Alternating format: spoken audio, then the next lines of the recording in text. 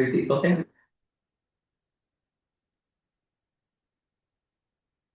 All right. It's 1 o'clock.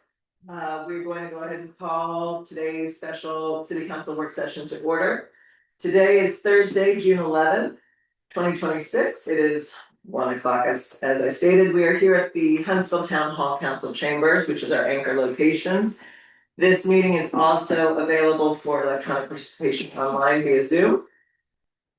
This is a work session, and so while we don't have a special call out section for public comment, we have consistently appreciated people coming in to listen and participate, and we tend to allow them to speak on matters that they wanted to speak on during the meeting. So let's go ahead and state our roll call for the record.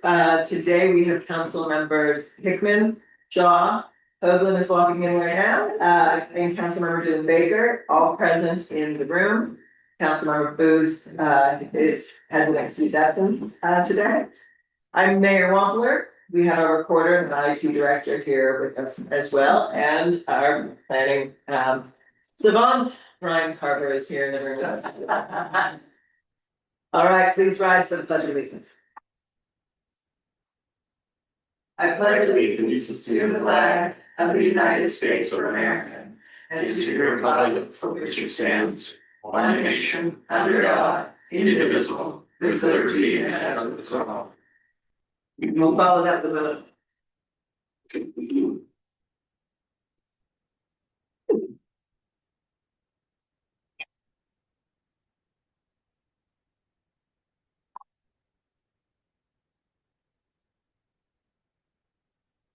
thank you. To adjust the record is 1 or 2, and our Councilmember Booth has joined us here. All right.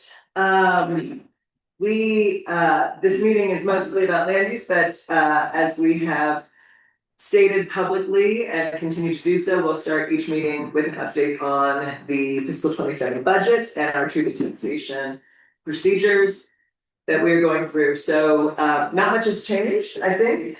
We do have a slight update, I guess, about the court filing. We are officially filed. I guess I'm gonna let Councilmember Hoagland use the right terminology for that. We are filed. And it's been served. It's been filed and served, and so now the point is we can ask for a court date for a hearing.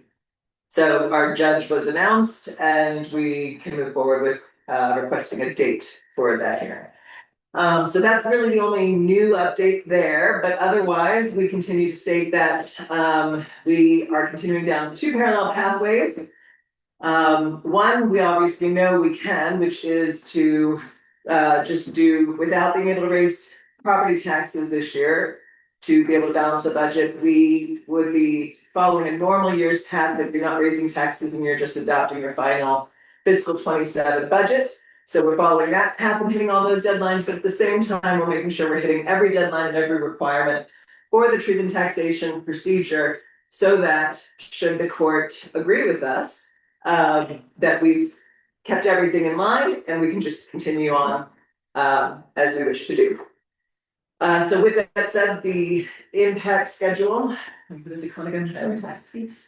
The increased property tax impact schedule that is always available at every public meeting. It's available in the office every office hour day, so you can pick up copies both in the meetings at the office as well as it's available online, so you can see it, read it, call us with any questions at any time.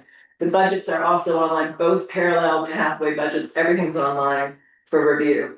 We are holding public hearings on the 16th. We are holding 2 separate public hearings for those 2 separate pathways for the 2 separate budget proposals. And so again, all of those documents are online available to be reviewed by the public. That's all I have for that update. So we can jump right into land use items. All right, unless anybody has a request to shift the items around, obviously B is moved because that was adopted. It was a mistake that had on the agenda today. It's also on tomorrow, by the way. We'll just ignore it again tomorrow.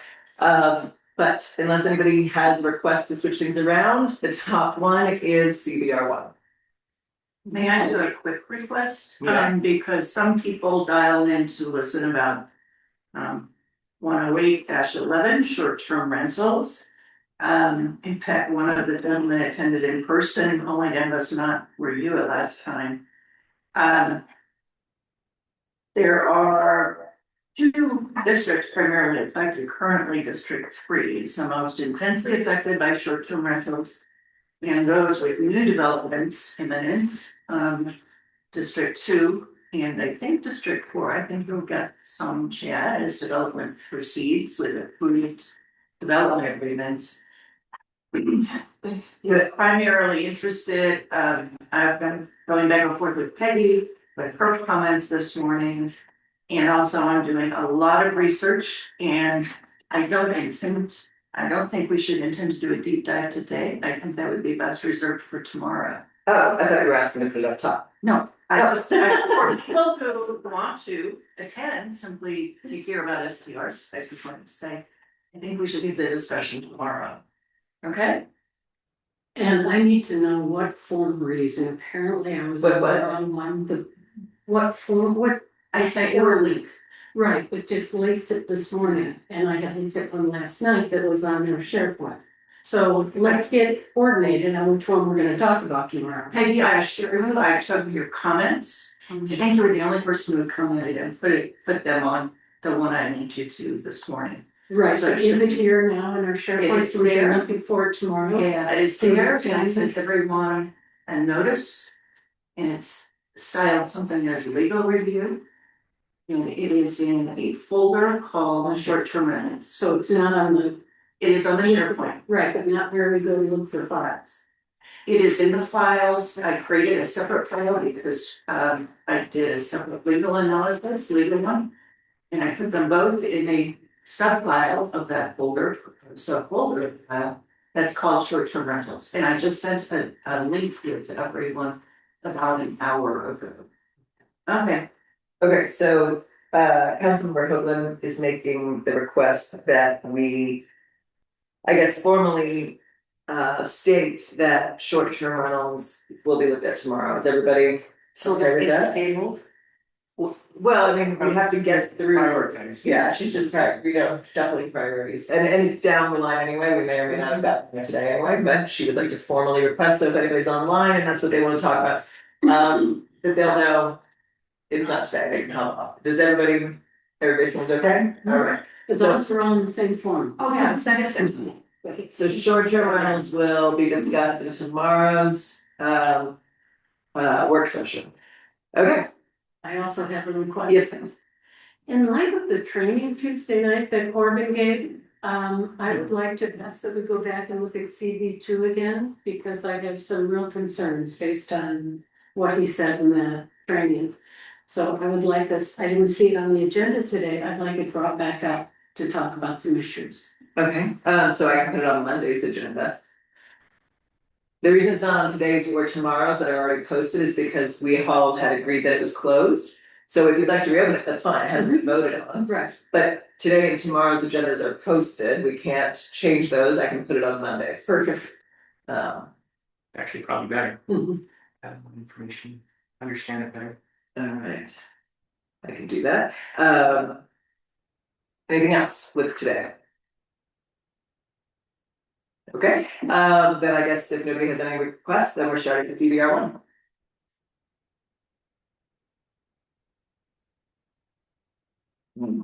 Pull it up. And whoever's working the screen, can they pull it? Or Brian, do you wanna do that? I'm getting my loader. Thank you. Wait, while you're pulling it up, I couldn't put any comments on that document online. Yeah. That document is corrupted or something. Yeah. I created my comments I've placed in one called DCH just because it would not save in the original one. And you face the same thing, Tia. So all of my comments are on the SharePoint as a separate document with my name on it, because I kept getting a message on there. Yep. Yeah. That it would not save or Yep. it was wrong, so. so we're gonna have Are to we gonna play. collect these comments? Brian, are you gonna collect all these and do it as we go?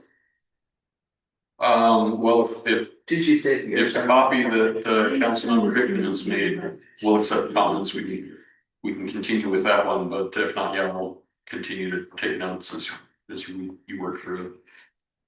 We'll to look at it. So I opened up Dawn's because I figure it has the original document plus Dawn's comments. And so if the original document has no comments, that's the one I opened. Dawn's. Mine was the one that Ryan put on there with my comments saved as a separate file Yes. because it would not save in the original.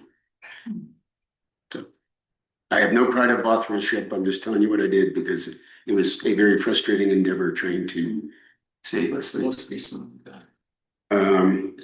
Well, Tia opened up the main one, but Tia couldn't save into it. And I don't see any other comments within that one, so that's why I opened up. Right. So does it say Don's? At the end of It says DCH, my At the end, it's chapter 104-11, you know, blah, blah, blah, blah, blah, and at the end, DCH. I made separate comments, but didn't post it in the show. So, hold on. So if everyone wants to pull up their own private ones, and then we've got Don's. We can all discuss. Okay. Alright. Yeah, see this type error kept popping up. Could not save highlighted changes. So there's something corrupted in the original file, I think, but I finally said to heck with it, just tried to save it and quit fighting it. Bill Gates won again. I hate it when Bill Gates wins. Okay. Alright, are we ready to start? Okay. Alright, I'm just going down. We've got a comment right up top. Sales tax projections are a 1.4 million deficit via the LRB study. We need to be very careful and deliberate with regard to our tax base and economic development and our decisions to allow not business activities. Allow or not. The Hickman test, SC6. Okay. I'm guessing that's for when we talk about what is and isn't allowed. Okay. So first changes in section 104-11-1, in pursuit of general recreation activities. Okay. So some new language is B, CBR 1 zone recognizes and provides for orderly development of certain properties as tourist recreation, hospitality, business gathering. Upfront, Yeah, what's the primary difference between CBR 1 and 2? residential. Okay. I don't think anymore. Residential is in CB two also. The only thing that was in there for was the B&Bs. Yeah, That's it. but we have the possibility of mixed use, and that's why I want to go back and look at it, because there is a possibility for mixed use there. And But the mixed use usually means like a building with commercial on the bottom and apartments on top. right, That's not a bad request.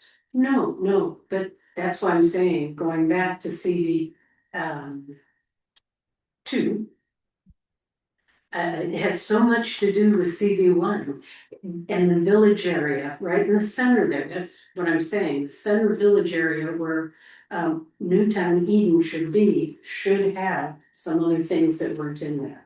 So that's why I'd like to go back and look at it, and that's one of the reasons. Okay, Are we talking CE two? I'm We're confused. talking CBR 1 right now. We're on CBR 1. CB2 is not on the. Well, you asked the question, what's the difference? So Right. the difference is in CBR 1, you can have an apartment Yeah. above your store. And in CBR two, you can have a bed and breakfast. A bed and breakfast is not an apartment. No, They're it's different. residential, Right. One is residential, the other is commercial lodging. but you have a resident living there, that was a That's a discussion. B&B, well, yeah, but it's owner occupied, so that is true. But period, those are the differences. The main differences, there's others, there are. CB two, they got again as far as difference on CB two, you're saying you can't have an apartment above? Mm-mm. Well, No. we've rezoned the floors in Eden as CB two. I know, that's why I said, are they okay with that? They had wanted apartments above, and I was told, yes, they're okay with. As CB two, Which has no ability for apartments. That's correct. Right. Okay, that's why I was confused right there. You. Right, well. They are not conform, well, they were built under form base, Right. they expressed, They have the ability to build 2 more. yes, that is true. They were okay with the change, Yes, that's my point. yes. But I, So what's the question on the table? what's the difference? And that's why I wanna bring back up on Monday. Just to give you maybe a highlight on Monday, I think we should wait on these zones until we can get this village thing fixed. We because- have until the 2nd of July to get out of the moratorium. Right, Wait These have to until, be adopted, they're on that. on this moratorium, but I would like a legal opinion on whether we could have a moratorium for commercial building. A second moratorium. Yes. I believe that there is, didn't they pass a state law about not stacking moratoriums? I don't know that, that's why I'm Yeah, asking, yeah. I'd like to see the legal opinion on it. Alright, Well, no, I think the question is, if I can say, is based off of the training we had yesterday, 2 days ago with Corbin, he brought up a couple of concerns that concerned me also. Was the fact that everything we pass right now. And we're rushing through passing a lot of things. Falls now, once we pass it, it's out of our hands, it's an ordinance. And then it falls onto Brian, who is our authority on that, and really all Brian is doing is he's just a gatekeeper on those ordinances. And so if we're passing these. Saying, oh, we're gonna get back to them, but then we've created a possible loophole there to where if we haven't looked at it thoroughly, we could open ourselves up to some issues by not looking at it deeper. And I fully understand, I think what Peggy's going with this, I talked to Don a little bit about it yesterday and expressed my concerns too on it, is that I think we do need to be careful because we don't have a time frame of when we're coming back to these. So if we leave open something within CB2, and I'll give you a perfect example, the one that we discussed is one of the hottest items that we have when we have a couple of residents who are coming in and wanting to do more with storage, indoor storage. If we leave CB2 as it is, and you have someone who is business savvy and they said, this is exactly what the valley needs, I'm gonna put 6 more of those babies behind the mag over there and just flood that area. Our hands are tied because it's true.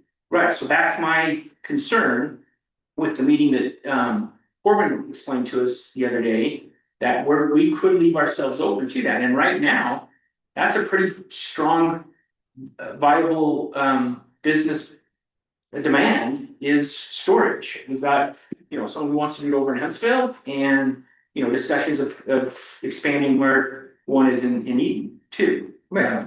So my point to that is that I think we do need to be careful with that. And if we're leaving ourselves open, maybe we need to spend a little bit more time with possibly looking if there's a way of tightening up what we as the 5 and the mayor see the future of those village nodes are, and trying to be a little bit stricter on those CV2 zones, what we really want within those, so that we don't make a mistake and allow for 7 storage sheds in an area that we decide we would love to have as a village area. Okay, I brought that up on Monday. I will second Peggy's request to discuss CB2 on Monday. Yes. Yeah, it's not on today's agenda, but it'll come up on Monday. Good, let's get back into CBR 1. Okay, it is 1:19, so CBR 1, section 104-11-1. So there was added language, I'm fine with it, I don't know about you all, I made no comments on it. okay, well, I'm not just going. Right, I know, it's it's just. Yes. Speak up, yeah. Oh, I was about to speak up, but I saw Peggy's hand. I would like to know where these are. Is this just the Wolf Creek area, CB1, or is there? It's on our web, can you go to our website on your computer? CBR1, I just want to be clear for. there's CBR1 in District 5, in District 2, in District 4, in District 3. I don't know if there's any in District 1. Yeah. They're in Eden, they're on the shoreline, and they're Huntsville-ish. I don't think there's any district in CB two. Is CB one behind, CBR one, CBR one behind, Chevron? No, No. it's CB10. downhill, south of Chevron, yes, and Chris's, yes. Okay, thank you. I can pull a map up if it's helpful. No, I think we're good. I just wanted to clarify that as we focus on what we want in those zones. Okay, And comments, and I was studying the computer difficultly, so pardon me if I'm not caught up with you all. On the edits on sub paragraph B and W of 104.11.2. Oh, I've got some ahead on 5.4, so. Are we just gonna jump down? No, I think we should go Yeah, through, go ahead. there aren't comments on this document from everybody, so I think we should just go through. If that's all right, because everybody's working off of other. Yeah. So if we can just go through it and then when you have that comment, you can pop up. So if we're now at section 104-11-2, which is submittal requirements. Everybody okay there? What? Well, but we're all on two topic. 104-11-3, permitted uses. All right, there's a thing hanging out here, it says use table, question. Seems Yeah. odd, that can't be a formal thing. That was an editorial note from prior versions that should have been removed. Okay. I thought, There was an attempt with the planning commission at one point to create a visual consistency between CB2 and CBR1. CB2 had their permitted uses all in a big table. This just has it as a simple list. I thought it would be easier to see in the table, but.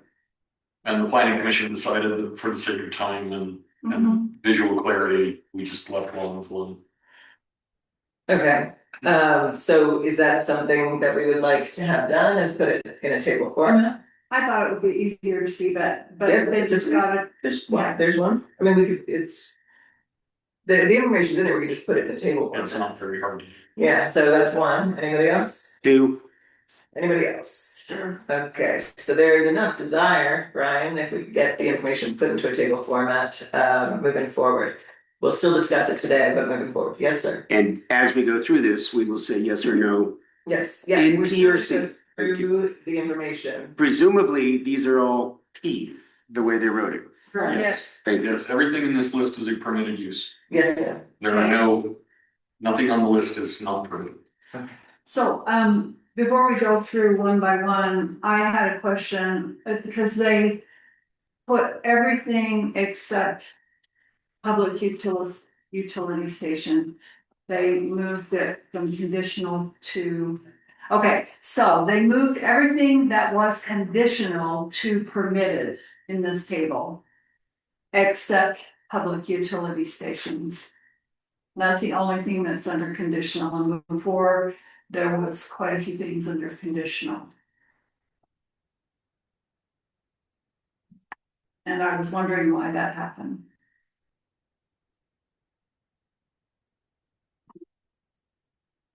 The planning commission. We're leaving public utility stations as a conditional use. They felt like they required a little additional attention and need for conditions to match compatibility with the existing land uses. I guess my question was, if it was conditional, what made it permitted now? Because there were quite a few that were conditional, were they just bringing it up a little bit more?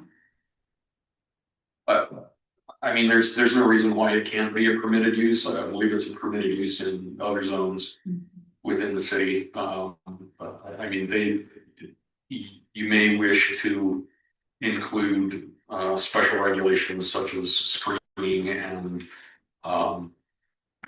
modified setback requirements to make sure that the machinery or facilities that are noisy have the appropriate shielding and distancing from other uses. So like we did with the CD2 zone when we were going to. Yeah.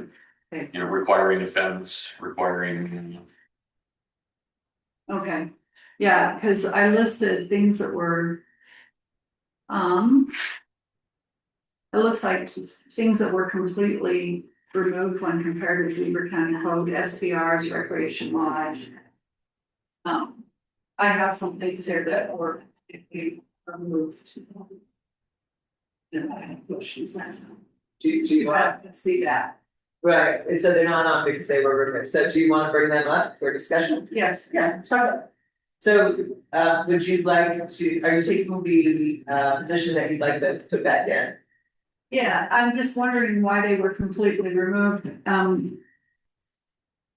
like there used to be snowmobiles included and they're not included. Snowmobiles, what do you mean by that, like a shop or a? No, snowmobiles, and it was KK, or FF. Which is FF. I don't understand, but what, this is a commercial, oh, recreation. Skateboarding course and snowmobiles were there, was there, and you took it out. My pages, I was going. Okay, And I was, Brian, do you have any insights to my peer's point in question? and like KK was a condominium rental apartment, including lockout rooms, now changed to condominium dwelling unit. I used to have a golf course, I'm just wondering what. I mean, I would imagine, it's been consistent, that the things forwarded from the planning commission, STRs and golf courses have been consistently removed, so I think it's just, my guess would be it's just, again, the consistency. For those two things, I don't know about snowmobiles versus skateboarding, Yeah, but they've removed golf courses and STRs from everything. So what are you asking, to which one? I'm just asking, You wanna go through each one of them? well, let's go through the list like we did Yeah. before, and then, yeah. Okay, but then, But they're not on. right, you're big, you don't, so do you wanna start with, cause you only have, what, 5? 1, 2, 3, 4, 5, yeah, So let's go to your 5 and then let's go to the list. okay, So what are the 5 that are not on this list anymore, that are, STRs. see, they have not been forwarded from the planning commission for adoption, but they used to be there. STRs. Do we want, Brian, do you wanna answer that? I can jump in after Brian. Why they were removed by, yeah, the golf courses and the. No, we're just doing STRs. Oh, the STRs, yeah, the condominium lockout, we're seeing as a STR, the planning commission wanted additional coverage. And they didn't think it was an appropriate use. So they thought that they were the same thing, They, pardon, condominium and STRs is the same thing, the condominium lockout. Lockout. Yes, okay, The lockout room was the same as an STR. no, it's not, but, That could happen. And so what they were looking at from my little bit of listening, is they wanted to do more, of the longer term on the lockouts, so that's why they took them out. That was how I interpreted. and so this is commercial residential, wouldn't this be a good place for STRs? I believe it would be. And they held it because we didn't have, because of the concern about STRs, they thought we could go back and look at that. So they were not looking to put them in zones yet without having a regulation around it. I am just. Was it where it was a full blown STR permitted in this zone before? No, no, it wasn't in Weaver. No. It was simply the lockout room is perceived as a tool to allow for STRs. So Brian, Brian, do you have access to Weaver County's verbiage? cause I thought it said. Cause it's no longer on the website. it's no longer on the website. CDR 1 is not on Yeah, they- Weaver County's thing. Well, then I don't. I have it, Well, you know why, I think they renamed it. no, they removed anything that had to do with Ogden Valley City, so any of CB, AV. I asked Brian to pull it up so he can show it on the screen, so we can see the verbiage that he's talking about. Okay. So number 1 was So I just went through and compared, and some of Right. these things were no longer in there where they were in Weaver County's code. And again, they looked at our general plan, they looked at comments, and they made decisions. So, you know, that's how the process went, and those were their decisions. What's the next one? Well, he's pulling it up. Recreation launch. I didn't They see took it that. out, right? Mhm. What's the next one? And can we talk about that though? I think just the definition of recreation lodge is 11 rooms. So it was a big, up to 11 rooms. So that just considered it. I'm trying to figure out where, like, this is commercial Valley Resort recreation, so would this be where these kinds of things would be? The lodging, I would think so. And if you're looking at the actual zones that are currently CBR1, the only one that's in question for that, I'm gonna guess, unless someone else has done more research on it, would be the Ski Lake area over in South Huntsville. Everything else wouldn't fall under that. If I'm looking at it, right? And also, Possibly Wolf Creek, up by the gym, What do you mean by, that's under an MDA. what do you mean? Are you specific to recreation lodge or where these things are? Yeah, the STRs and recreational lodge, everything else is more commercial uses, like the storage sheds. Well, there's a thing called Jackson Fork Inn that Vicky owns. That, I don't know if it's a hotel or a recreation lodge, but it exists. It's in Yes, CDR1. yeah. And my understanding of the intent of this zone was to provide recreation with commercial activity with the option of residential. So I don't know why we wouldn't allow recreation lodging. Did the original allow hotels? The Weaver County one? I didn't see hotel. Right. I think it did that. And It does, because the one up by, yeah, W Basin, that's how they got their development. Well, unless it was a negotiation. and if I may jump into. And then Brian has to say that. This is somewhat schizophrenic about recreation use. I'm looking at the D was deleted. Recreation resort, but the item above it is dwelling in one part of a recreation resort development, so. Right. And there's another reference later on to a recreation resorts. So it's removing that recreation use seems inappropriate in the country. So Brian, what are we looking at? So this is the Weaver County version of Commercial Valley, Recreation Resort, Edited by the transition team. edited by the transition. Okay, team. so let's, Which nothing got taken out. It's been removed. So these are the permitted uses. It was a relatively, I mean, it was a shorter list than the planning commission was recommended, but the conditional use list was much longer. As has been mentioned, recreation lodge, snowmobile trails, golf courses, hotel, motel, lockout rooms, have been removed. yep. From the, So they were conditional. Wait.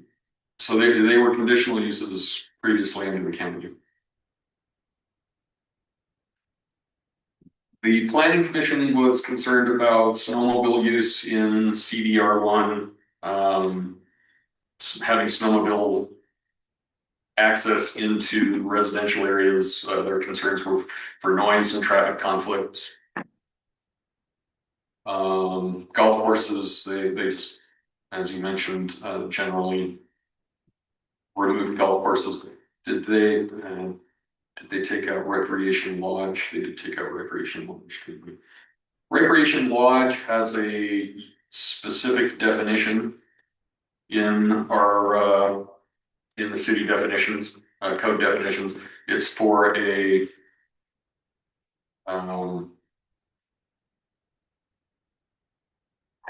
it's for a lodging facility that is tied to specific outdoor recreation property.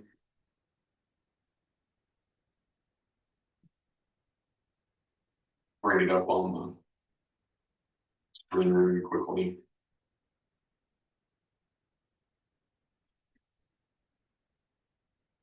Recreation Lodge. It's a lodge constructed in Memphis with forested location, including up to 16 guest sleeping rooms for short-term rental lodging and facilities for guest meals, providing on-site winter sport amenities such as ski trails, snowmobile trails, ice skating, etc., or including year-round summer recreation amenities, equestrian, biking, hiking. Mhm. Golf course, putting green, and anyway, the intent is to have a somewhat remote lodging facility built, or that also includes focused recreation activities on the property.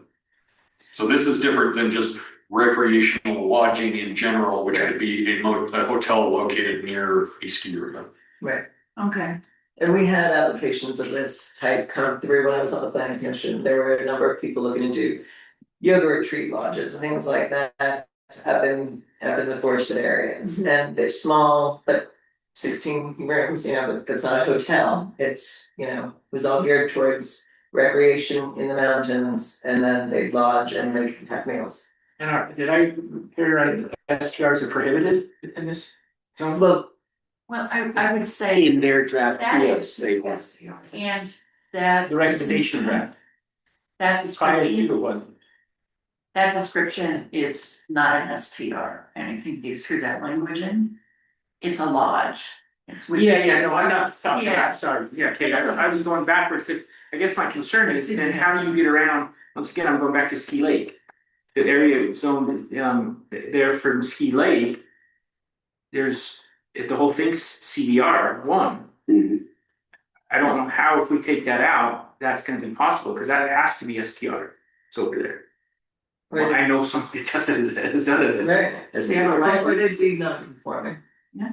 Right, So when we remove a right of the zone and somebody's already doing it legally because it was in the previous zone, they become non-conforming. They're still legal okay. But until they they're- change their use. but And it's, then they have, Like, yeah, they've done the proper steps to get there, correct? as long as they're legal, Yeah. then they stay legal. but I don't think it's legal.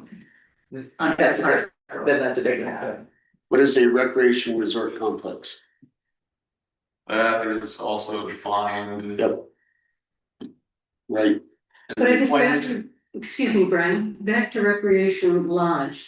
Is that something we want in these zones, or is it something that's more fitting for another zone in the mountainous area? That's the question I think they talked about, and that's what they decided, so I guess that's good to look at. I think this is exactly where it Yeah. is. with that description that he just read, sounds like it, from the description would be in a more remote area. Mhm. Along with the description and also looking real time at what's actually zoned as CBR one, Mhm. I would agree with that. But I think that it does fit within those areas. I think it's exactly what we should have in our valley. We are a recreation area. We're surrounded by 3 ski areas and a reservoir, and this would bring in opportunities for people and tax revenue groups. And our general plan talks about further developing our recreation. These types of things is what our general plan talks about. Okay, that's not a time on recreation lawn. Sounds like enough people are interested in putting it back in. Well, okay, No? what, Yes, I know. What? we can spend an hour and a half going through every one of these, or we can talk in general terms. The planning commission appears to me to have suggested to remove SDR, lodging, golf course, recreation related stuff. I think if we had a conversation in general terms, whether or not we wish to do that or not, and if not, we go back to the original Weber County document and put them back in there, would be perhaps more efficient than going through each one of these individually. I'll put that on the table. Okay. Can I ask, are there, rather than switching full ordinances that we're looking at, are there, I would guess there are other changes besides the permitted uses that they adjusted? Because I wouldn't wanna lose any other suggestions by them switching to the permitted list from a different version. Yeah, and I don't know, I agree to that. Okay. I just put a suggestion on the Yeah, table. it's just a suggestion. Because what we don't, well, our problem is the way that we were provided the document, we can't see what they took out. Yeah. So we don't know the change. We've been having these document saving issues with this particular copy for some time, so yeah, some of the tracking has not persisted as we've made changes. Because that's what sparked this discussion. I can bring them up side by side, If compare. you could, that would be excellent. And let us know which one, which, right and left. Yeah, And that way we can just double check what was taken out, but we're working off of the forwarded proposed, ordinance from the planning commission. So choose a path and follow it so we can get through this. We are, Before putting three- them side by side. And we'll go line by line, and we'll see, so that we don't miss anything. yeah. Does that make sense? Thank you again for bringing that up. Alright. I'm not in charge of it, take the bad, it's crazy. It's crazy. I don't know. He's looking to split the screen so that we can see both at the same time. It's behind you, you'll have to have eyes in the back of your head. She's a retired teacher, she does. There you go. I can't look at your different set. Oh. All the flipping. Yeah, I get that. Much. Yeah. Alright.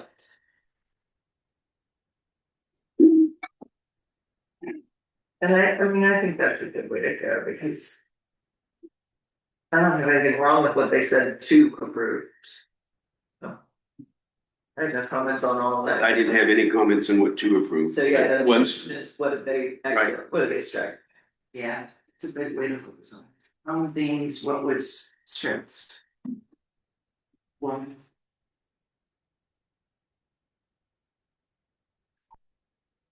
And I will say that explanation, Brian, about snowmobiles and the noise factor is a valid comment. This valley is a bowl and we have an echo chamber that just bounces off all the walls. So it's easier to approve in common valley floor area, things that don't have motors. No, that makes sense. You know, snowmobiles are, people have them, and that's part of their recreation. And it's a room for them in Yes. zones. That's exactly what I was just gonna say, Peggy. Yeah. If you're looking specifically at these zoning areas. Yeah. I mean, other than maybe test riding it, if they rented them from right there, It's not. there's The not. thing is, it was under conditional use, and so they'd have to meet certain conditions to be able to do that. It's not like I just like to do it in my backyard. Right. So What you you had. wanted to at the same time. Oh, no, I was explaining what was before, not, I agree, I mean, it's, they can go up to, Up to Monty. Monty, to yeah. Avon. it's, there are places, we don't have to have them back door, I'm fine with that. There were also some uses in this list that the planning commission found that were unique to the Causey area. And were not taking place in other parts of the valley, and as that's not an incorporated area, they took them out of our. The city ordinance. let's go side by side three. Yeah, So on the left, we have the proposed changes from the planning commission, and on the right, we have the original Weber County. okay, Okay, There's no change yet then. yeah, So no changes yet. scroll the one from the, I never get it, this is complicated. there, You should. Go down. well, Brian, you're not, Okay, that's left, hard. right. left side, go to, Scrolling. stop at Okay. music and video store, so we side by side. There we Let's go. keep them There we go. Okay. So short-term rentals were removed as a permitted use.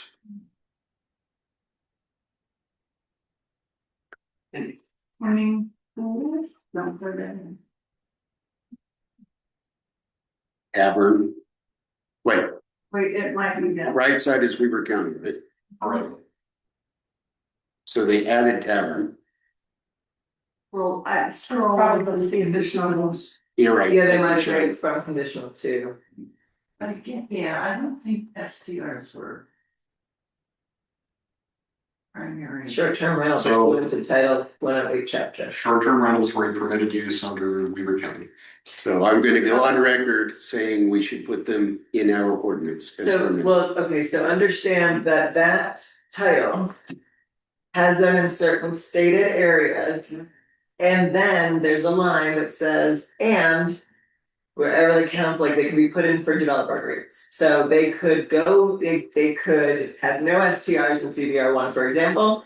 And then, based off of a developer agreement, they can grant STRs. Mhm. So it's not necessarily that they were all around CBR one, it's they're allowed. In specific areas, because. It was by council. For and example, negotiation. ski lane. Right, but do we know that about Ski Lake? I don't know that. I don't think it is, because I've heard people say that there's controversy. Brian, so do we have a title there that says what zones are in? Do we have this reference? So the title one, 7 is your short-term rental. Yeah, it's on Besides today. and- No, it's not, it's on Monday, tomorrow's agenda. But that document itself does not dictate where Right, STRs are allowed. That's why I'm saying what line in that. Go ahead, Brian. That chapter 108-11 does not dictate where STRs are located. It's simply an administrative set of policies on how they're approved, how they're enforced, things like that. The zones themselves are the mechanism that declare where STRs are permitted, with the exception of development agreements. So they would be permitted with these conditions under the short-term rental Correct. agreement. Okay. So May I ask one last question about developer agreements? Help me understand how that works. After Corbin's training, it feels like some things just get passed and we don't have any input in. So, and that would be the case. So in developer agreements, how are those? I've seen them at the county where they discuss them, but where do they go under our structure? To Brian? And he approves them? Do we see development agreements? They'd be negotiated with council. They're a legislative action. their legislative So we would contract still came do to that us. process that Weaver County had. Okay, thank you. Brian, your interpretation of Weaver County's code, short-term rental pursuant to 108-11, were they allowed in CVR one under Weaver County? Yes.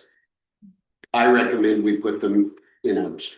As, that means you can pursuant to their criteria in 108, whatever ours is. That's where they belong. Yeah, I think it's. Yeah. Okay. I would love to be able to talk to the planning commission and get better understanding why they didn't. I think they pulled them on all. They pulled them out of everything. They never worked on that Where they were permitted. previously permitted. Do we have it still permit? No, isn't it our decision to It's our permit? decision. Yeah, so. Okay, let's continue it, guys, this is Go how back. we don't finish things within the Go back. time, let's get back into this. Thank you, Brian. Where? He's just, Moving back. 108-7 is our I'm estimate. keeping a parallel copy of this document because I can't save anything in the share. Every time I try to make a change in SharePoint, it says. We face the same problem. I've got a document, I've got a copy on my laptop. that I'm Okay, making let's do it. mistakes. So you put it in.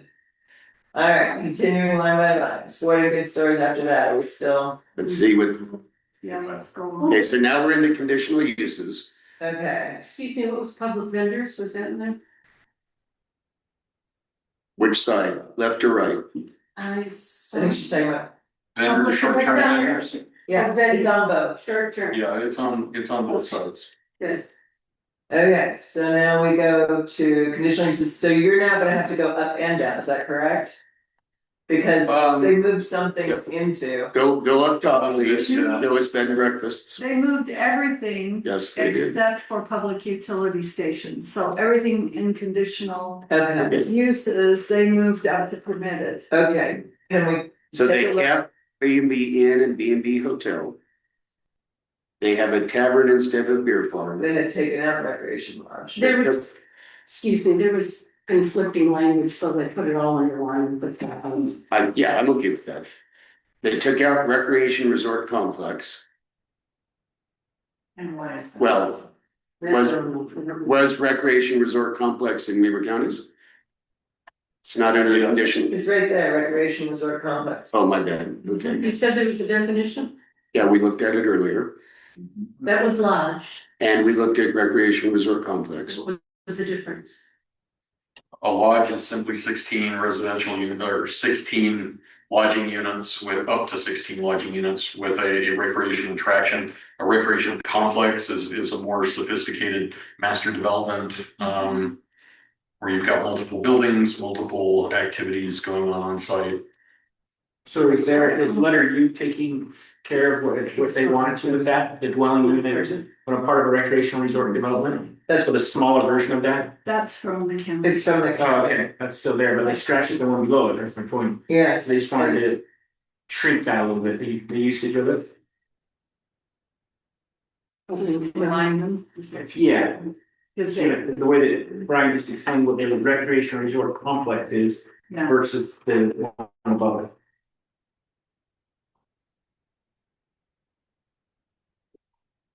Sort of like Nordic Valley, Penny. But Yeah, Not a if Nordic you Valley. look at, but that's a village, so it's a different. if you look at you, it says a dwelling. When part of a recreation resort development. And then they took out resort complex. What is the difference? Yeah. Yeah. There was some- I would leave recreation resort complex in, Maybe they're seeing it as one and the same. You know what I mean? but then resort development is not specifically allowed. Dwelling unit in a resort development is, but they don't allow a recreation resort development, so. Complex, Complex. they don't allow, There's rooms. you're right. Well, no, they don't say a development, a resort development is permitted use, they say dwelling unit in one is. But resort development is not listed as permitted. We do have to say the language, they struggle. Yeah. To try to pull all this together. I would just, I would about to be. Yeah, I would come back in. Why would we want to? Is that, this is where the recreation resort. No, I get it, I'm thinking they fit there, but it seems like two different things, it seems like a lockout unit, it's a dwelling unit.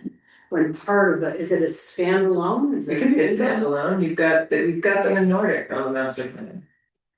I guess the hesitation is with the recreational resort complex, I think of Vegas. I think of this huge expansive thing, but I think if I break it down and bring it back to what's actually in our CBR one zones, I'm fine with it, because I think we're limited on what we can actually do with the complex. It's great. Yeah, yeah. Okay, and then, Okay, hang on. I didn't catch up with this. He just added it back in. Okay, they scratched horse rentals. Why? There were concerns about conflicts of uses between horse stabling and residential and commercial activities being too close to each other. And again, I'm looking at the CBR ones that we have currently in the valley, and I would think some of these places would fit that. In fact, there's an unused spot right next to the storage shed in Huntsville would be great. that is bare land that would be probably perfect for something like that, in my thoughts. And in principle, we should be pro horse. Yeah, I agree. Yeah. And the one at the end of Stringtown, Yeah, which is kind of unused and is somewhat limited because of the usages down there. Yeah, The additional concern was having horses stabled overnight in a small commercial space as opposed to pastured overnight. is that a different concern about animal welfare that? Well, so we define how they have to do it. Right, but are you, so, when you say in a small commercial space, these CDR one areas are all grass, they're not like a strip mall. Yeah. I mean, is that what they're thinking, that it's more like a strip mall, cause that would be like more CD too. Ah.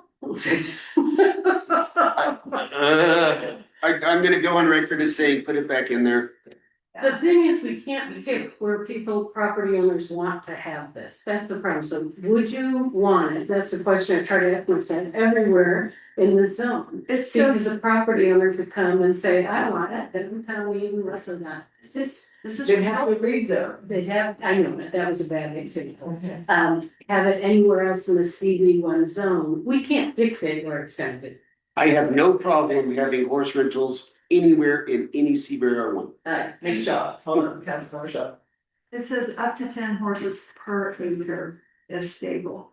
So you have to have. At least an acre to do that. Yeah, and I think, Good. again, So we're gonna put that back in, it looks like. Okay. We're gonna do that.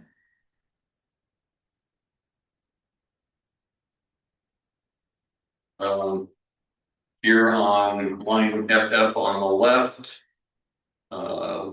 They struck snowmobiling from snowmobile and Nordic ski trails. I don't. But I'm sorry, they also struck. Okay, no, they left Nordic Sea Trail. I was just saying, I'm good with Nordic, that doesn't do any sound, but I can understand snowmobile. They also struck snowmobile from equipment rentals. It was previously on this ski equipment boat and bicycle rentals. So if I'm Vicky or whoever buys a property and in the winter I want to rent out snow machines so they can go up to Ant Flat, Monty. then I ought to be able to rent out snow machines. and they do that currently in CBR one and Christmas. Yes, they do. So we're saying they can't do that anymore? Well, that's what we're saying. They could continue as a legal non-permitted use. I think they should. New shops would not be able to open. Yeah, why take it out? I would say the rental is fine, because they drive it to where they put it on the trail and they drive it, but I'm okay with leaving off. Running your snowmobile around. Let's make sure we don't inadvertently screw up them making Nordic ski tracks. You need a snow machine to make the Nordic ski tracks, by the way. Like a cat, maybe? Like Alan used to use snow machines and pull something behind. You could Yeah. use this, But you need a motorized piece of equipment to make the Nordic ski trails. So if we're gonna allow Nordic ski trails, don't inadvertently keep them from being able to make it. Maybe that's I don't know, I'm not trying to confuse this, but Okay, yeah, I find them to be two separate things. Snowmobiling for recreational fun versus creating Right. my approved use. right, I hope we didn't inadvertently say that they can't. I I don't think. I hope we did, yeah, You okay, have to. they have to be, We have to go down with the shovel and pack it down. yeah. Okay, where else, where are And then golf courses, including mini golf. we? Yeah, So they left mini golf and took out golf courses. Yeah. Fine. okay.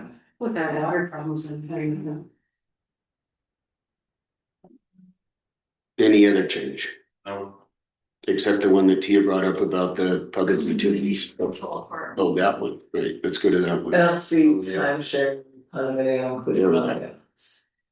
Condium, If it's an STR permitted zone, why discriminate against blockhouse? Or timeshares. Well, yeah, I'm sure. Yes. I think you have to let them back in. Or it's, narrowing. what was their purpose of taking them out? Brian, do you recall? just the STR. Yes, they are too. Or what's the residential property rental and management agency? Does that take that into effect? Where's that? PP on the left. So it's on the left. That's the guy who's actually managing the property, right? It's like, yeah, Not actually. Yeah. I would put the condominiums and the timeshares back in. That's obviously, to me, obviously part of the purpose of this. Recreational. We want people to come up here, spend money. They've got to stay somewhere. And that seems. We're in free hotels. Well, a timeshare isn't necessarily a hotel. It could be. Wolf Creek is up there, did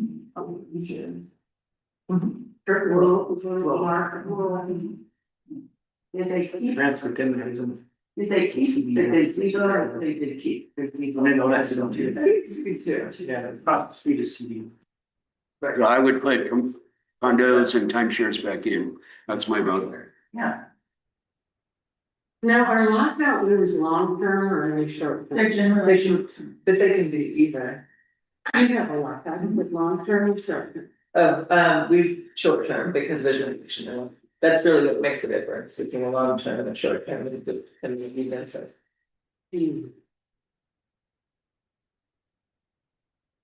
So if we allow lockouts.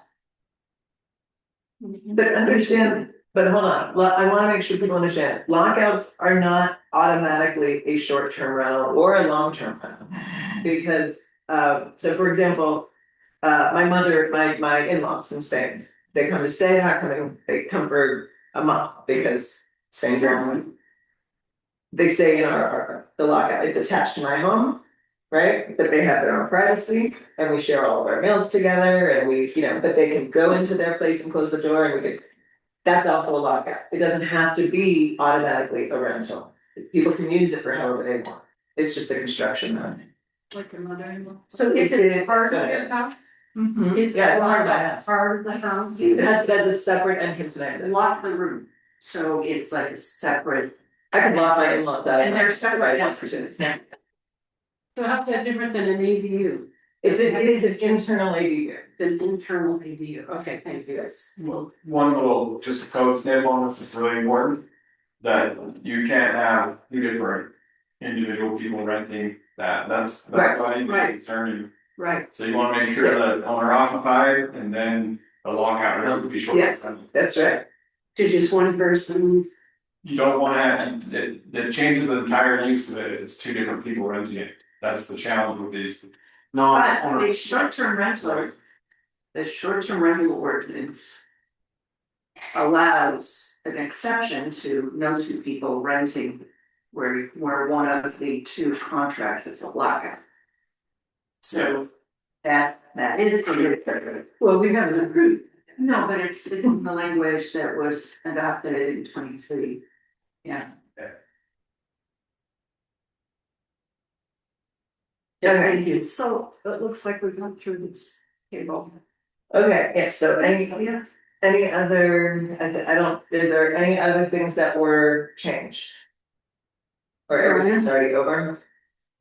Do we have a majority opinion on the lockouts and timeshare statements? Put it back in. Put it back in. Okay, okay. 2. 3. Nice. And, I was the first one.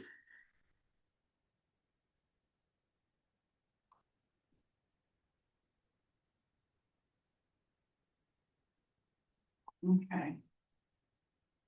okay, so underneath that, so public utility substations are still a conditional use. And then, that's fine, 11-5, additional design requirements.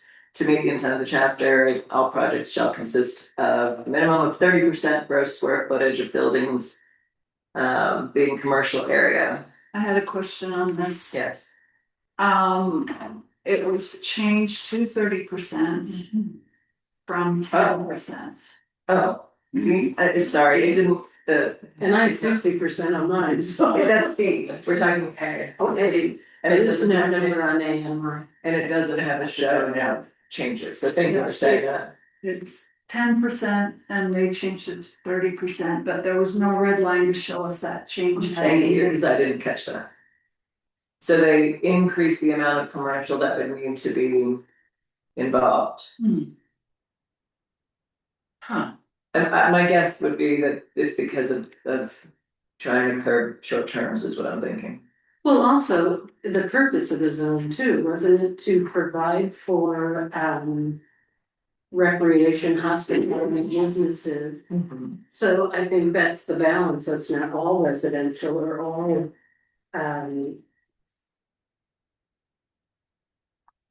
All projects. yeah, so all of them should have a minimum. What's a project? All project. What is a project? So every application in CBR1, is that what that is? Yes. And is Must have- there percent the square footage of the buildings or something else? A percent of the square foot of the built structure, yes. Not the lot, but the Not building. all that size, no. So what is a standard operating practice here? 30% is high for requirements for commercial space in a mixed use development, but it's not. I mean, it's on the high end. Mhm. From what I've experienced, 10% is frequently used as a minimum. With some projects voluntarily going higher. But there are communities that require 30%. It just, commercial space, is harder to rent out than residential space. And so when a developer is doing their pro forma and putting together how quickly they're going to be able to pay this project back off, the more commercial space you require, the longer it's going to take them to make that project profitable. So actually 10% is more favorable to whoever is developing it. So that's, More favorable. The question, Yeah. the question I would ask is, what do we want to drive towards though? So could we meet in the middle somewhere, like a 20%? We have an expert in the audience that wants to. I'll just say in practicality, that number is always negotiated in the development agreement. Every time. I've never seen it not negotiated. Meaning it was 10 and negotiated to go lower, or? Sometimes lower, sometimes higher, but it is always a point of negotiation. huh, It was with CW. And a lot of times they reserve the commercial, like CW is still reserved. I believe 10% commercial over there. I don't know if they'll ever do anything. Right. so it was originally 10% and 30%. No, It was originally 10. So it doesn't show any. Right. No, Right, he's got it side by side. yeah, sorry. I go back to 10. But if it's negotiated, it doesn't matter. Well, that that's is the the other issue. thing. Why did they change it in the current rank is a bit more typical. And so if it is negotiated, why change it? I will say, Also, I've got. red line. Well, that's, yes, okay, so here, this is one, an outlier, I will say, Brian, a mistake. everyone that we've gotten has been done so we can see the original versus. This is probably the first one that I've noticed this is the case, right? So, okay, guys, so I will answer my opinion of your question. If it's negotiated anyway, I feel even better about altering it a little higher. We do have an interest in encouraging some commercial in the valley. That's how we're gonna keep property taxes from having to go up, is by getting sales tax revenue. And a minimum of 10 that then potentially negotiates lower, let's start with a minimum a little higher. So if 30's on a high end across standard of America, let's go with 20, let's go with, I mean, I'm not trying to be arbitrary, but if I feel better knowing that it's negotiating point anyway, so I'm not doing anything too punitive. And I say we're looking for commercial space and we're looking for revenue from that. I say we start at 30 and it's negotiated. So I think if that's really what you're looking for in terms of moneymakers, then why limit that space? Why not go for 30? Because my only argument would be if it's a deterrent. But it's negotiable. But maybe they don't recognize. Yeah, so maybe they don't do that. I get both points, and I'm fine going into 20, just because 30 is 3-time increase. I vote for 20. We're not voting, but I- like that. I quote unquote vote for 20. Alright. My opinion is 20. Okay, we've got two, I'm not a voting member, so. My opinion is 20. Alright, Brian, would you see about making 30 into 20?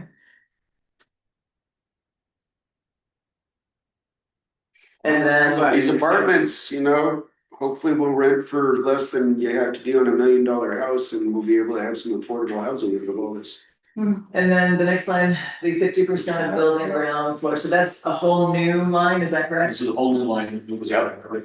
A minimum of 50% of building ground floor square footage, so the first floor, is that what that's supposed to say? Like the first floor square footage, 50% of it must be commercial service space. And help us with that. Yeah, I'm sorry, because most of the mixed use buildings I see are commercial on the bottom and apartments on the top. Yeah. Why would we need to state this? Are we thinking they're gonna put the commercial on a higher floor? No, I think the intent is just to emphasize the desire for commercial to remain on the ground floor. Or for the ground floor to have commercial space on it, so that it's not a strictly. I think the intent is to prevent horizontal mixed use. where you have Like a one commercial story. space, well, yeah, one space or one story, maybe two-story commercial on a corner and then apartments on the opposite corner. The intent was to try and make sure that they're blended to a certain Yeah. degree. I'm okay with that. I like the commercial on the bottom. But I think that's just standard practice because you're trying to get people to walk in to a shop, not to somebody's apartment. Yeah, I just think I don't know that it's necessary, but I don't know. I don't have a problem with it either, but you know, the Hickman test would be what problem were they trying to solve? Well, I think there's, well, yeah. I understand the words, but I don't know that it's a problem because standard practice is you put the commercial on the bottom and the residential on the top. I don't think This it's is harmful to recognize standard practice here. It's not harmful and Yeah. it says I it's can the live with way, the way we'd like these to be developed. yeah, I don't see this. Okay. It's- This is stating that you're not gonna do 100% residential on the bottom, which I Right. guess is good. You know, something maybe we overlooked and they caught that. I think it's a good change. So what's next? What's the next change? Because we don't have red line donors. I just know being. And so close. Yeah, so I highlighted those changes going, okay, why'd they do this? Which ones? The ones that are blacklined. Okay. So let's see can you explain the rationale for scratching that out, Brian? Well, they had. The rental apartments and other overnight lodging use. They take it out. They They took them take all it out. And then so thus they got rid of the square footage, et cetera.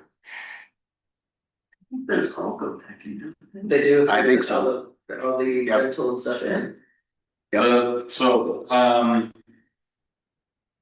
The overnight lodging use was to limit the potential for short-term rentals, and then the 2,000 square feet is essentially they saw it as a bonus, a density bonus, to allow for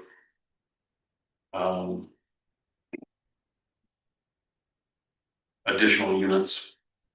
Is that what that means? I don't, plus 2,000 square feet of overall net development area for development. In excess of two, is that how it reads to somebody who speaks that language?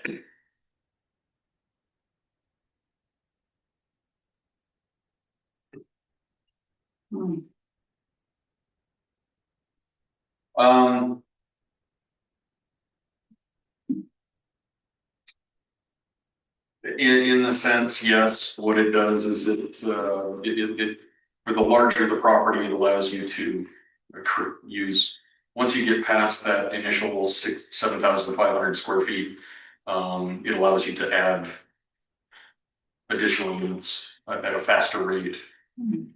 So each additional unit would require 2,000. But they'd have to come back in and apply, right? They can't just change their approved plan. No, but this is what determines the net developable density of the plan itself. So if they're coming in with a condominium or apartment project, they have to have a minimum of 7,500 square feet to start.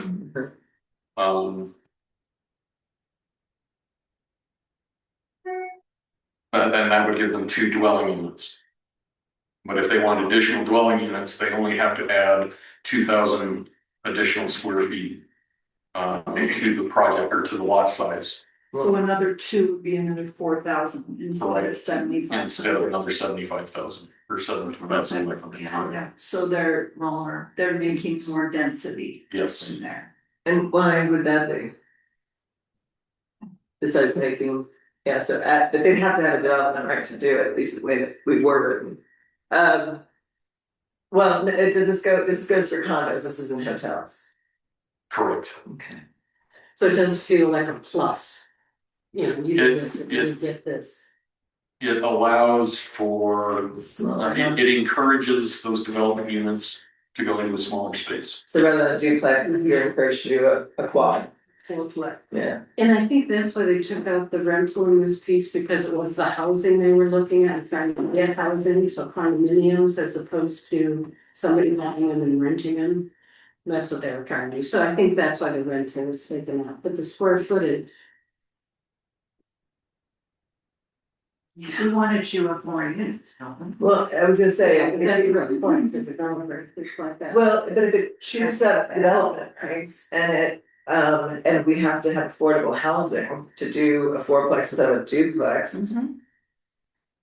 you know. Provides more housing, and At the a additional is less cost. potentially smaller and more affordable. Potential. Well, Well, it is You're potential. gonna charge more for a smaller unit.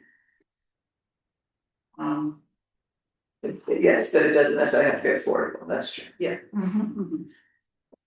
Okay, I'm confused by the language, but as I don't have any strong feelings about it. I would leave it as it was written, because we don't clearly understand why it was removed. And there's the benefit, it can result in more, and I'm not saying affordable, but more moderate level income housing, smaller units that are added. Other overnight lodging, so it would be applied to a hotel. I have an issue with our hotels and things not needing a TDR, that's where I'm going with that. So condos have to have one. You know, an AD, well, we'll talk about that later, but, you know, building another cabin or something like that, well, we'll talk about that too. Let's go with condos have to have them, duplexes, fourplexes have to have them, hotels don't. And might not be for this discussion, but that is an issue for me.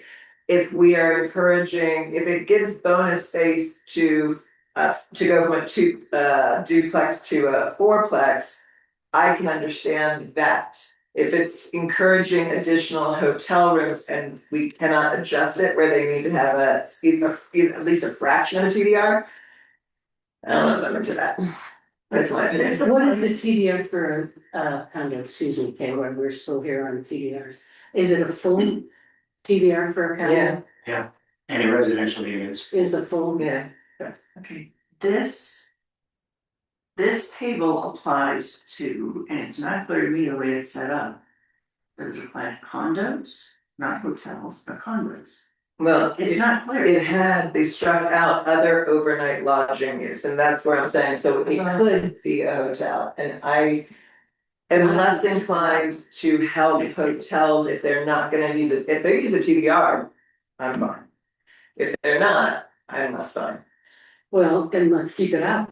Let's keep other overnight lodging out of there. And I'd say we take out the plus and let people come back and talk about it. Why put it there up front? Because it can provide more affordable housing. No, we say that in K, it never happens. It doesn't. Well, It's gonna have to happen because the state's good. Well, it's not. Every time you see an opportunity, well, then you're gonna get in trouble with the state who say. what this is doing is it's limiting if it were to happen. 2 to 4 helps us versus 4 to 2. We Right. have to declare to the state what we're doing. Strategies. And if this is something that can be declared, then. I would This use is fourplexes as opposed to duplex.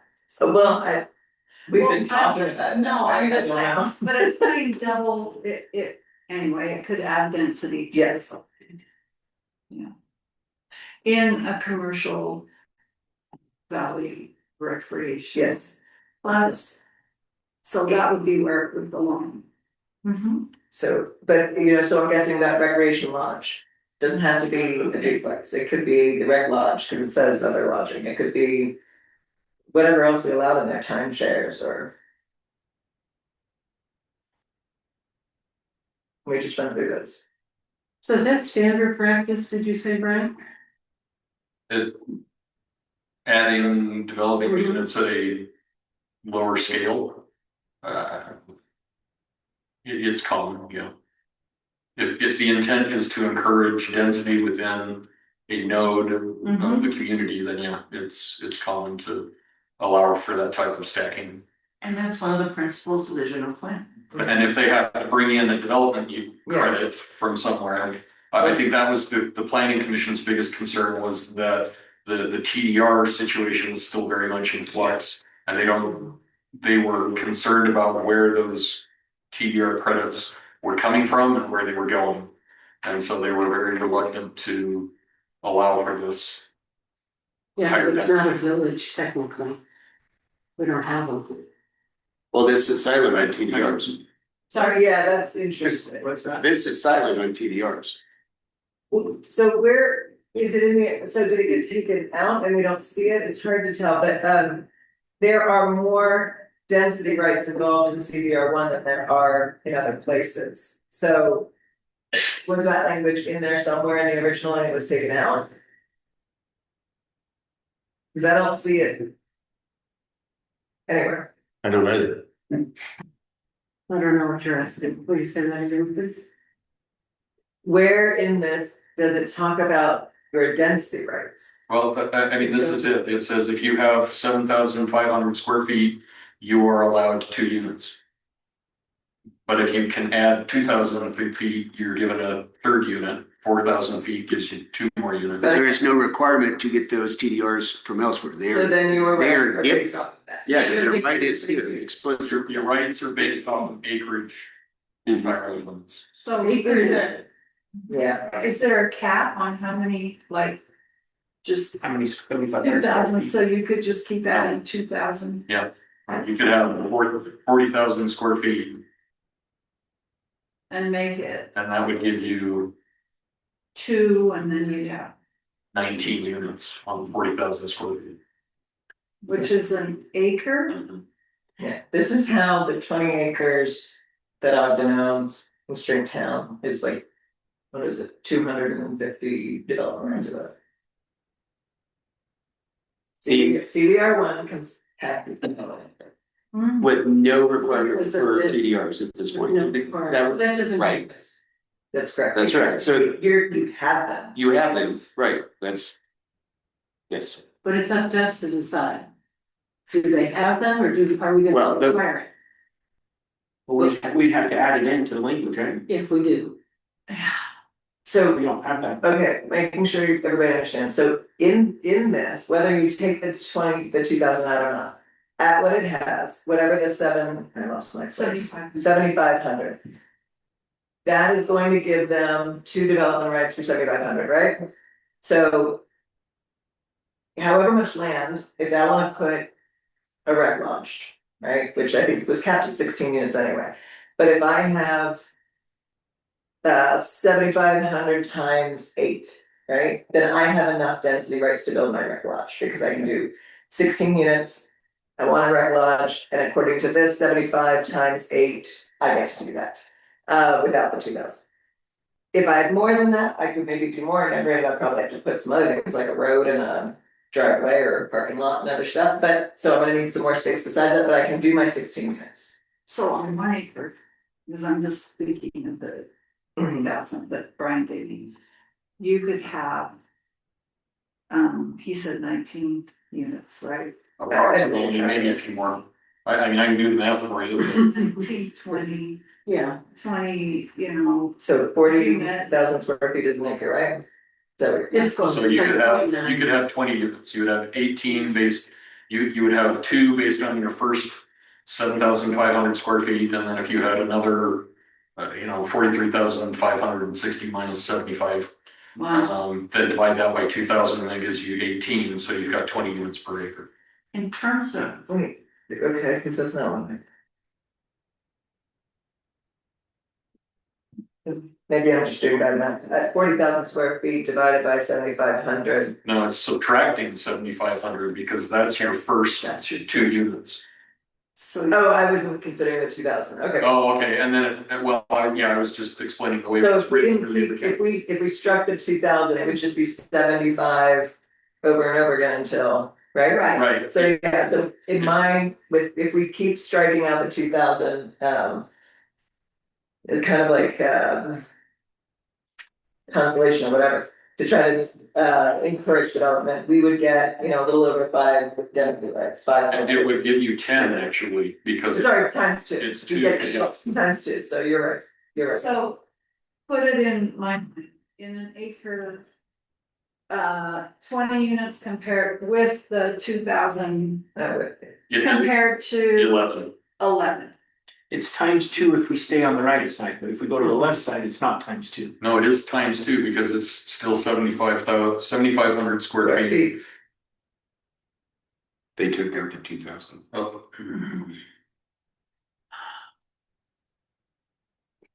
So For each, they did take out the in excess of 2, you're right, so you're correct. Okay. So yeah, so it's not quite 6 Right. development units per acre. per acre without the 2,000. Without the 2,000 square foot. And without the two initial units for the 7,500. But in here it says, but never less than Mhm. 1.5 acres. Right. So I can do. So your minimum development area size is 2.5 acres. 2.5 acres, so you could have 12, 40. So I guess we should be thinking of more like, more like 15 units if you took the 2,000 out Versus 30, versus 30. just kind of. Yeah, minimum. Well, net, you're correct. yeah, net, not gross. I think the TDR question is a big one, to give them that without requiring TDRs, you know, we're talking about using those to increase density. This is where we want the density. Understand what you're talking about right now, though, even this about whether or not we cut this out, that is a taking. It is rights that currently exist. That will be- Moving those rights. Everybody's We will be current sued. land will be devalued. We will be And it's sued true. by the CDR owners if we do that. We have the right to do We it. have the right to do it, so We- let's start there. We have the right to do darn near anything we wish to do. Doing the right thing is the question. Okay, so let's talk about the right thing, not. Well, the right thing includes our fiscal responsibility and our legal risk calculations. Well, and the right thing includes you wanna take away existing rights, and again, I go back to. League of Cities and Towns. Carson Deal saying. Even if you can, that's not always, if legally you can, that's not usually the right question, it's whether you should. What does the community need, what should they do, you didn't like that? No, I didn't, I'm sorry, because I think we need to look at how we're gonna do those TDRs, and if we leave this with bonus density here, that loses an opportunity for us down the road, but we don't know if this could be a zone we could move TDRs into. Wait, what? You lost me. You lost me. Okay, We could do TDRs wherever we Yeah, choose to in the that's the future. same thing, okay, we can do. But that's giving away. I understand that, but I'm trying to look at the overall picture of giving and taking. You know, we gotta look at what's best for the city. What would be best if they built this on a 2.5 acre? What would help us the most? That's where I have to start at. I have a question in terms of the TDR ordinance, The one that doesn't exist. yeah, that's the one that said. That should say, these are the giving zones, Sending and it these are the receiving zones, so this was not already built into these ordinances, And ideally, you'd like them to gobble up for these additional units, some TDRs. That's kind of what I'm thinking at first. I'd like to talk through, but that was what I was thinking. And they do, but if, so for example, if a development, these are the rights that you can think about it like your own personal right. Those of you who have, you know, a 3 acre, 1 development right parcel, you've used the one you have. If we were to say, in order to do an ADU, which is the current ADU policy in our valley from Weaver County, was you had to have a TDR if you didn't have the land. You could go on the market, buy a TDR, and stick an ADU on your property. They get this, just like you get 1 per 3 where you guys live. They get this number on whatever amount of land they have. And if they wish to do more, if they were on a receiving zone, they could go on the market, buy more, and add to the project. And I'm But not based saying, off of this. But not based on. No. this. You're saying we don't- This is their given right within this zone. We don't have a mechanism to do it TDRs. was. I'm aware. Well, you just said they could, they can't until we create one. Yeah, Right, we started with, let's talk about the TDR, I said that doesn't exist, and then Right. she said, I want to be able to give them, Right. like, get them to buy them, and I said, well, you can do that. There, when we create the ability. Yes. Thank you. Let me suggest then, it sounds like we like it if it chews up TDRs. And so what if we just get past this and say, leave the language in plus 2,000 blah, blah, blah, provided that, in the event an ordinance is adopted requiring the utilization of TDRs for such additional use. So there, that's where you wanna end up. but last time I asked if we could put language in the ordinance, you said, no, this is the law, it has to be. So When did I say that? for the Sorry. CBR, when I wanted to put certain things in there. So We're what, not so, I'm so so sure. what I think we should do is, why don't we take it out? And then, when we write the TDR ordinance, we can say it can go into CB1, and that's how they use it, that way. So because by taking it out, you're taking away existing rights of property owners that currently have that right, and it's an evaluation. Is it illegal taking? Probably not. But it's still removing an option that the people who own that land have. And you can serve two ends here. Number one, you can leave those rights intact, but make this conditioned on the approval of a TDR ordinance that allows. I would argue that's also a taking. Yeah, and I hope we could do it on the other end and put it in the TDR ordinance instead, when we write it. Well, and if it's put in the CDR ordinance, it's still. That's what I'm saying, yeah. Yeah, but So it's lesser. it's confusing. Lesser.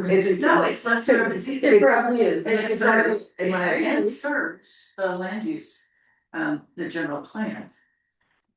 Yeah. I believe it's either a taking or it's not, and I think both of those, taking it out is a taking, and I believe taking a right that they currently have and saying, now you only have that right if you go out and buy something from someone else is also a taking.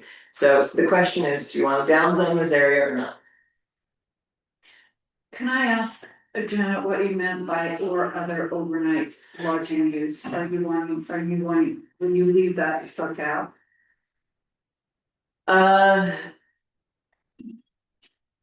I am literally, sorry, I gotta switch my brain back, But it's because, going back to the hotel. so that's going, Back to the right. hotel. And it bothered me that hotels didn't need TDRs, but that's true whether you're in to CDR, like hotels don't need development or TDRs. This is rights to build, what is this? Cause this is projects included, we just said all projects have to have a 50%. Can you scooch to the Bottom left floor. That's so you can read it. So this isn't necessary, so even these condos have to have some commercial, based on what we just agreed, Correct. That's my interpretation. right? Yes. 50% of that ground floor of a condo, I don't know what commercial. 20% has to be commercial, 50% of the bottom has to be commercial. Is what we agreed Or to. otherwise negotiated. Or negotiate. Which is just interesting, 'cause I don't know condos that have that. Yeah, Yeah, I don't. something like. I guess like down, like south. Some in Salt Lake Yes, City, yes, Salt Lake maybe City, not. yeah. Maybe, Yeah. Okay, yeah. Your 10% is, whatever, you're selling trinkets, then the rest of it's okay, condos. But if you look up here in the valley, you can look at more city dwellings, and that's the case, they have commercial, but here in the valley, if you look at the Volage area and stuff like that, they have very little commercial in any of that. What was Tia's question? No, okay, we're discussing this and we're talking about changing it, but on the other side, there's some strikeouts. yeah, Where are we leaving it are we talking about a condominium dwelling? Or are we to have 7,500 square feet of overall net, do you see what I'm saying? Or are we talking about so. changing anything they did over here on that side? So she had asked me, because in the beginning, before I realized this is where the development right section, before I understood that exactly. When I saw this, I thought it was simply they struck it out because they struck out overnight lodging up top, and so we just automatically put it back in. And then when we discussed it as a development right option, and then I got into my hotel issue and all this other stuff, so I don't have an easy answer on whether I feel like strike it out or not. I'm not, I mean, wouldn't it be all projects? Why, so the use. They can do anything of the above. Oh, because this has to do with lodging, like whether it's you live there, like some of us choose to live in a town or a condo, some people choose to just rent them. Okay, that's why it's called out specifically. Yeah, my first thought would be that yes, strike out. Good. Then it's. I guess my one of my things with this, and I'm going back to Don commenting pretty strongly about, well, then we'll get sued. I hate going based off of, we have to do this because we're gonna get sued. And I'd rather look at it as saying, and I know that we're in a sue happy world and it happens a lot, but I also think we have to look at this as the betterment of what we're looking to do for Ogden Valley as a whole. And if the past way of doing it through Weaver County, we look at this and say it needs some improvements, I don't think we should not do it, because our biggest fear, and I mean, I know that sounds kind of brash and maybe bold, but I don't want to be sued as a city, but I also think we need to look at it as a betterment of the whole valley, what's best for the valley, not just saying, oh, we can't do that because we're gonna get sued. I agree, yeah.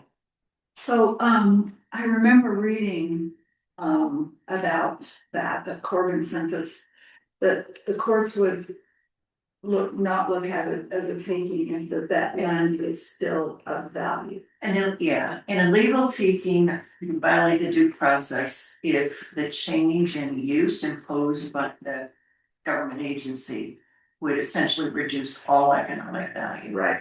But what I call is, this doesn't do that, in most situations, that's, so I view it all as a removing a right, I don't call it a taking, it's a diminution of rights, I'm just gonna give you one example. Chris's right now is on CBR one, they are marketing it, they have a price, the price is set on the density. If this changes, they have relied on this. Yeah. It does give them Right. the case, so.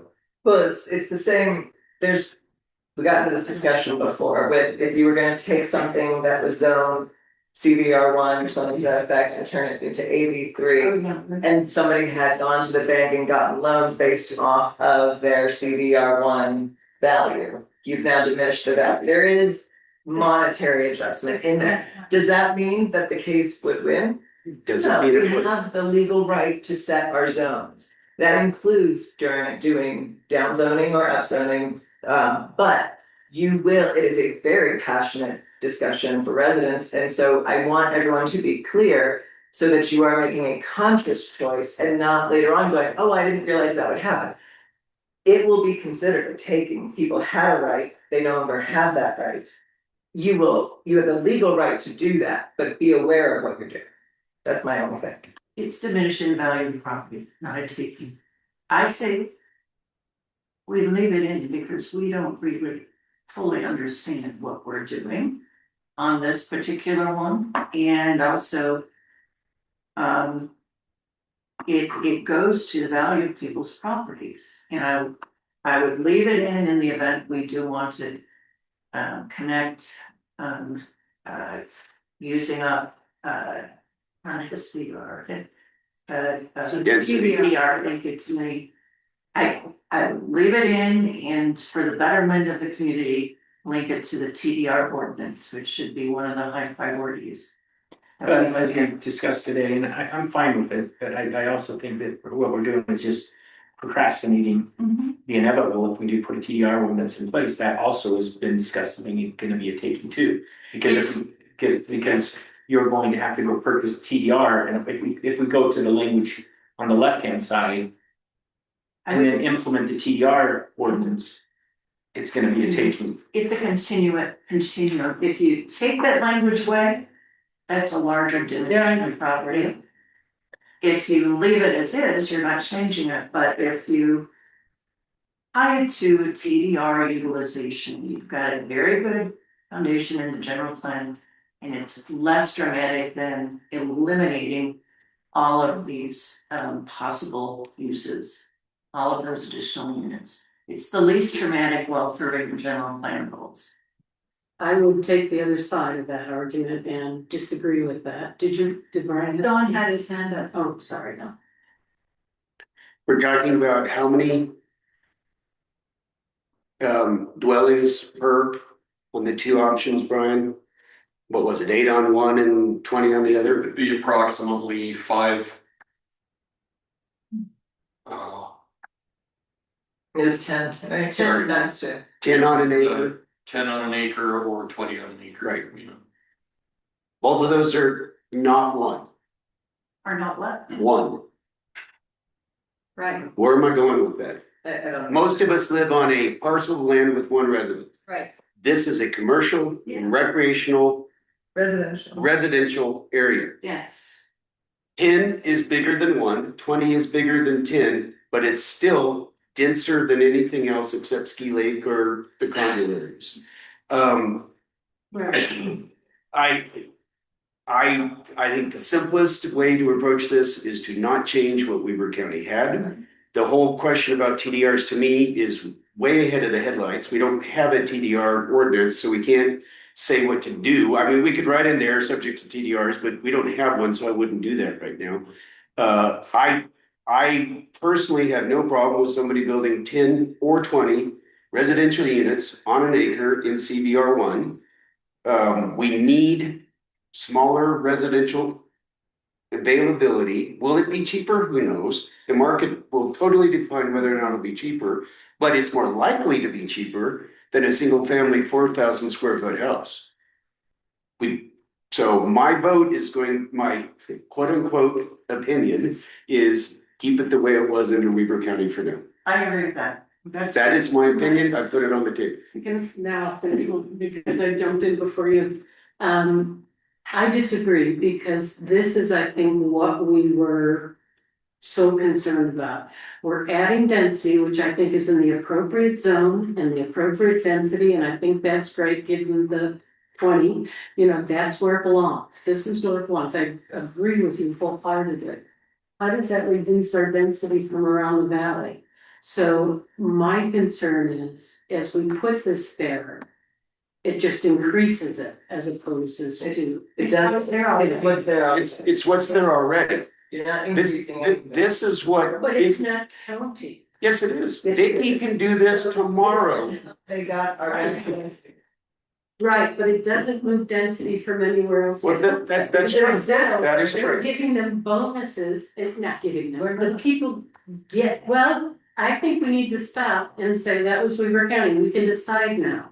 So, yes, we'll have to look at all factors of, is it a reduction in value or whatever, in all those. But starting fresh as a new city, we can do this and we can decide on our own. So if we look at this, the 2 is a bonus.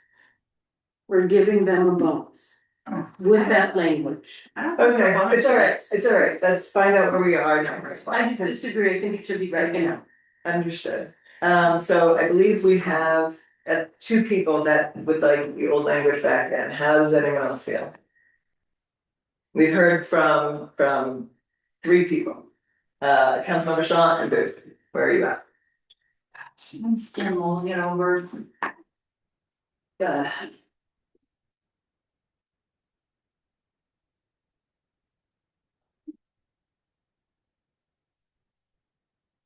I just, picturing in my mind the density that would be there. And it is in those zones. Personally, I would like to see less density, but, I don't know, I'm so lonely. How do you feel? Councilmember Booth? Yeah, I'm kind of the same as T on that. With it being somewhat new of understanding this process of this.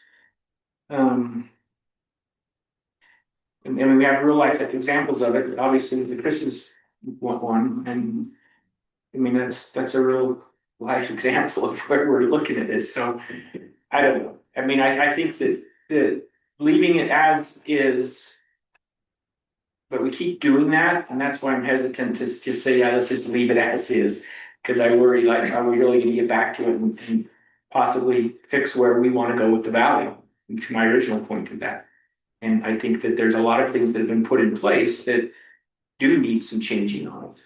And does that open us up to potential lawsuits? Yeah, it does, but if we react, if we go about living and going about doing our jobs in that way constantly, you know, there's no reason for us, some of us to be here if that's all we're gonna do. So I think we have to put our foot down and say, you know, we really wanna make some positive changes for what Valley residents want. And I think this would be one of those, a potential of being able to do that, especially within the CBR one area.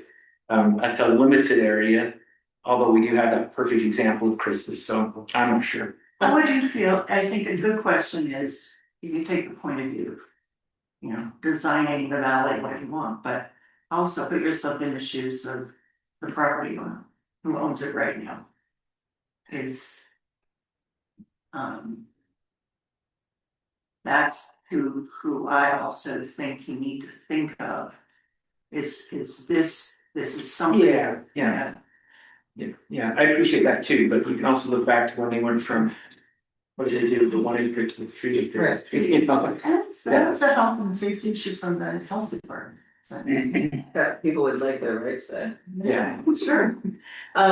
It's my only question, Councilmember Booth, is you mentioned if we keep just bringing over what was before, we have problems and we're not fixed, if that's what I heard, maybe I got it wrong.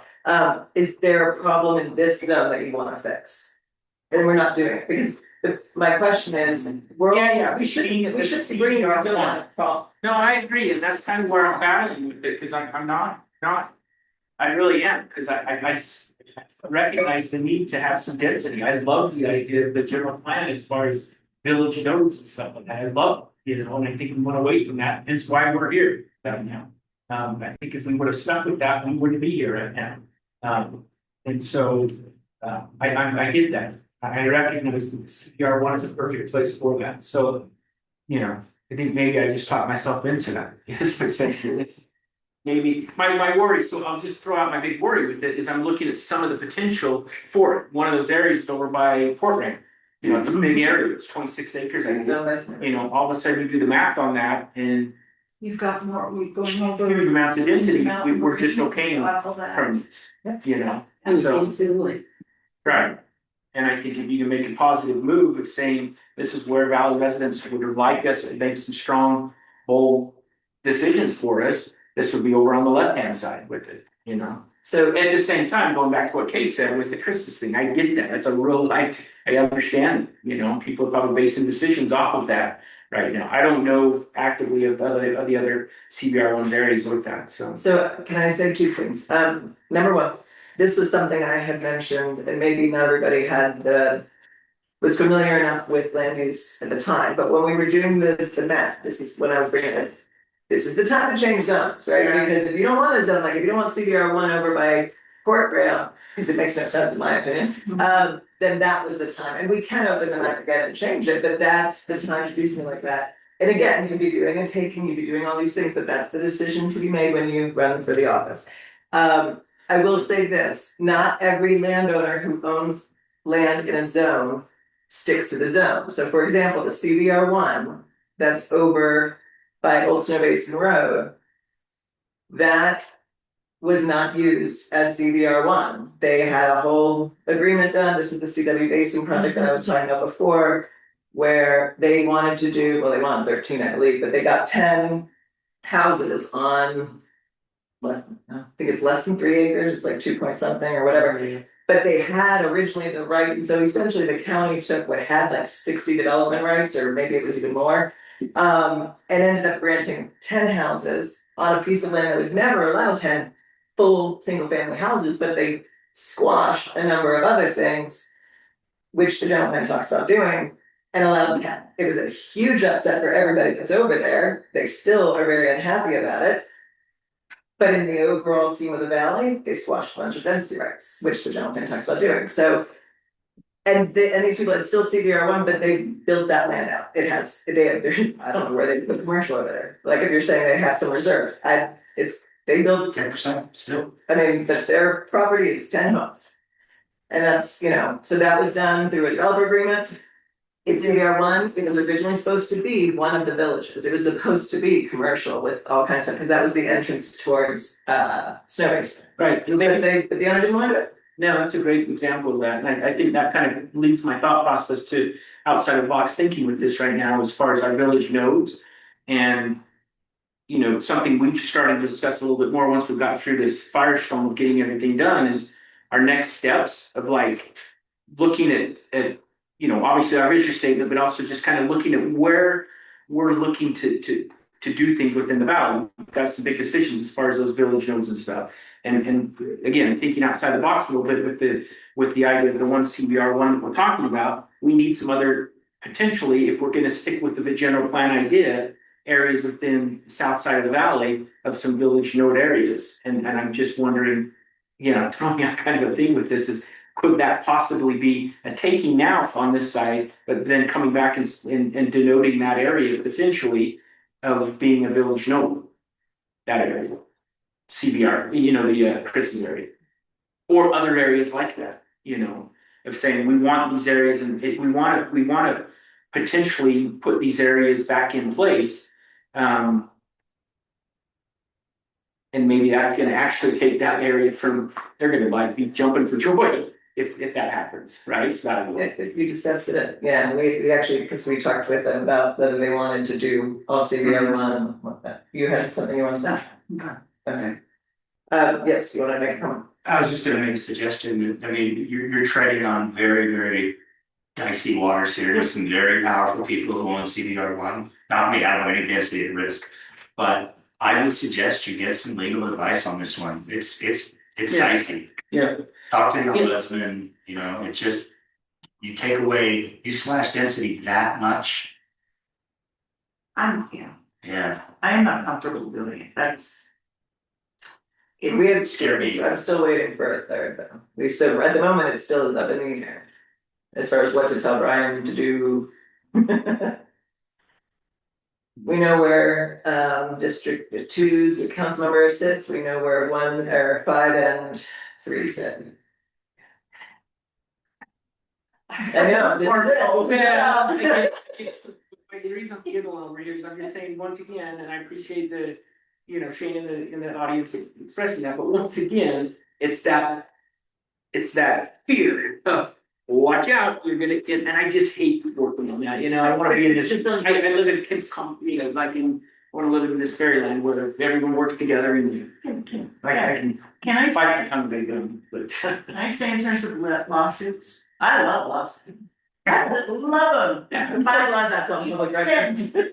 No, and we filed last week, we have them. Yes, we, Like you pick where you want to be attacked. And, I don't know if this will result in an attack. I think it's very smart to talk to legal about it. Yeah, and I agree with that. I think that's Yeah. a good point. I do. I agree with you on that. I think Yeah. I don't by any means have the ability to make that decision. We're gonna put ourselves in trouble. And, I hate reacting based off of that. I really do. so I don't understand it's not evident what planning commission was thinking of it these. I think it's evident what they were thinking. I don't think they thought about the consequences of what they, I think their thoughts were very pure in what they were trying to do with it. But I don't think they recognized what the potential consequences were. can I tell you, And since this discussion has helped me with that. as somebody who has been on the planning commission, it's a double-edged sword. It is frustrating that you are a recommending body and not a decider, and it's also really comfortable. Right. Because you get to recommend exactly what you think is right for the valley and not have to deal with the legality of it. That's right. You had a comment, Hannah. And the majority of my rationale has nothing to do with our legal risk. Yeah, I do believe we have legal risk if we were to change it. And is it non-zero legal risk? Yes. I'm with you. I don't like being held potentially captive to it, but we have a fiduciary responsibility to consider those things. My rationale is 10 is not 1, 20 is not 1. there's additional density on either side. And I don't really see that much of a difference between 10 and 20. Yes, it's 100% more. But wait, here's the point.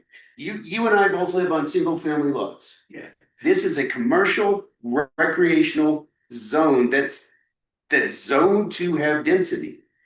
Put the freaking density there, leave it as it is, and let's be done with this question. Can we address it again? Well, just say, I don't agree with that at all. Well, I know. It was a huge difference, and then if you start multiplying that, it becomes even larger. But I'm gonna make it easy for you right now, because I appreciate the discussion. I think the legal side of it is a real thing, and again, we're not making a decision tonight, we're just making a decision to push it on. I'll be the third to say, let's push it on and So, Brian, you're being asked to not strike out that language. Okay, Did I get that right? yeah, I will, and I hope it's understood why I'm doing that. Can we do it before we get Corbin to weigh in on this stuff? Yeah, I think we should. That's what I worry about. Well, I would like to hear what this does to our overall density in our valley. And how it reduces it by having it here and giving it, We're not adopting this right now. Right, I understand So we we're have- pushing it out and we don't come back and talk about but I that. totally agree with you, Peggy. I think that's a Brian thing of helping us with the density math on it, but wouldn't it be? And then also a Corbin, a legal side of it, of saying if we do choose to go this way, What is the legally, what's our risk? Yep. That's what I want to put it. The Corbin question is the legal risk. The density is the density. Right now, there's X number of acres. Divided by that number is the density. Right. I mean, But it's, they're giving them. no, we're not, It's the plus part that just struck out, that is, if I'm not understanding it, then please help. Well, no, with it. she's right with that. Well- We keep jumping on her on that, but if I stay with the left side, we're doing away with that Right. plus stuff. that's where I'm going. It's a math question. Under Weaver County, there's X number of acres of CDR1 that are undeveloped. Follow that equation, you get the density. Follow that equation, you get the density. Half. Well, or whatever it is. I don't know what's half, but it's an equation. And I. But that's not a Corbin question, that's a Brian Right, question. and I'm with you on the density, this is where it belongs, I'd like to see it here, I'm just wanting to be able to subtract it off of our total density as opposed to doing a plus here. So. So my only comment, and I, guys, there are more questions to be asked. We're so close to the bottom, but we're not at the bottom. And we're supposed to stop in 15 minutes. My only thing I wanna make sure that. I don't know whether or not we're on the same page, I don't think we are, is you keep saying we're adding. We're not adding, this exists, these people have those rights. With What you're doing, right now, right now. until we pass this. So they exist, you're not adding, you're not giving, they have them, you're either letting them keep it or you're taking them away, there's no adding. That's my point. They've got it right now. It's not extra here. Right. You do this and we'll give you 30 more. It's not bonus density, it's inherent in that zone at this time. So it was bonus given to them before. It wasn't, they weren't given anything, it was zoned that way. Okay, well, I'll have to think about this and look Okay. at it closer. Let's finish this thing. Let's go to lockout sleeping here, 500 square feet of overall net development area. My understanding is they had struck out lockouts before, and so obviously they strike it here. If we put it back in, which I think we did, we would need to address it. So do we, I don't know what the original one was, do we like the 500 square feet of overall net development? 500 square feet of overall. for But lot. what's it replaced with? Oh, they just, They struck out, remember they also struck it out above, Yeah. so why would they keep that there? but we put it back in. We put it back in above, so we need to talk about this. So you That's would what- give her Chad, who's up there under. Yeah, the original part, right? Discussing. See that makes me, Oh, put your good lockouts back in? no, it just makes me anxious that we never go back and talk about it, so. I mean, 500 square feet. I get it, but I wanna do it right. Okay, so, This is- what did it originally say in terms of it? Would they made it much smaller, dwelling unit? No, that's not it. Lockouts, wait, did we take out the dwelling unit part? Oh, we did, yeah. Yes, yeah, we did. Okay, lockouts, sleeping. well, I'm sorry. The dwelling unit, if approved, as part of an MPD overlay, that language planning commission. Again, struck out the 2,000 square foot. Yeah. They left it at the 75. Okay, so now we're at the lockout sleeping room, right? Is every, So are you leaving that in part of again? empty. Second, yeah. Well, but they didn't.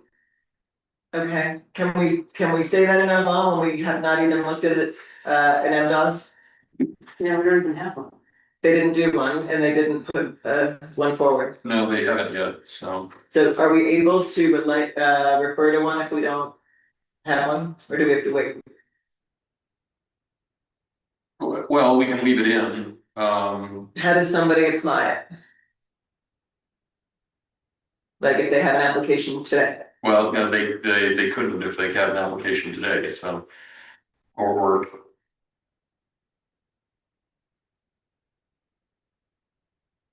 I mean, I'd like it in because it's at that. I mean, The overlay zone is the negotiating point, right? So I mean, I'd like to be able to have the negotiation rather than it be like just 100%. I believe it would default to the state code, which allows communities to enter in master development agreements.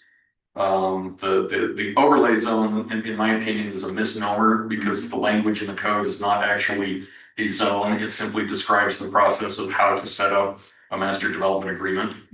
It doesn't actually say anything about where on the map or where on the ground to enforce it. It just says that if you want to create a master development agreement, these are the steps you follow. So do we want to take out overlay zone, the words, and just in MPDB, Yeah, your words, master, spell it out, master development agreement? sure. Yeah. And until the city has its own master development agreement language in place, we can just default to what the state of Utah. Sounds good. defines.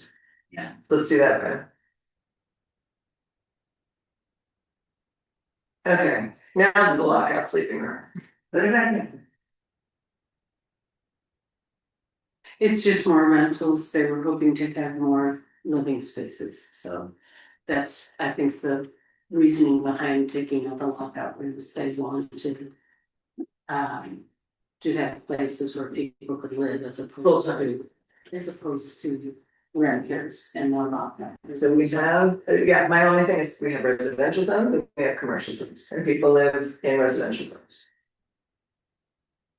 And we have condominiums there too, so I mean, I think. I live in them, Yeah, so that's a, they're in a residential zone. yeah, but we have them here in the zone, Janet, right above us. I know, I find that odd, So, as I mentioned when I was up, I find it odd. so that, I'm just telling you, that was what I heard in some of the discussions that they'd rather have the opportunity to have living spaces as opposed to. Okay, was anything else, like, cause we can't tell, I'm only looking at the noun struck out. And That that was changed. actually, see.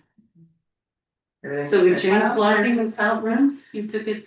I think really. really put it not struck that. Yeah, there's, Okay, so in my copy, I have the strikeout removed. So okay, lockout sleeping rooms are allowed. okay, And and that was two, I didn't hear three. it was Hickman and Hogler. You want the lockout rooms too? I want lockout rooms. And I apologize, can I get clarification on whether condominium rentals and other overnight lodging Oh, yeah. was changed? Yeah, On but the previous topic. that was my question. Are we taking that out? And just leaving it condominium dwelling? I like that. If there's a way, if that's what it does, takes out the potential, but again. Legally, now I'm questioning myself as I say.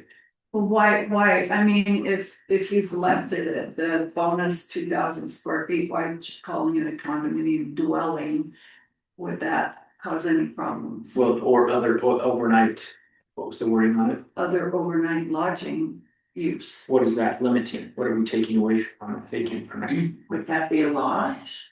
Hotel, we said.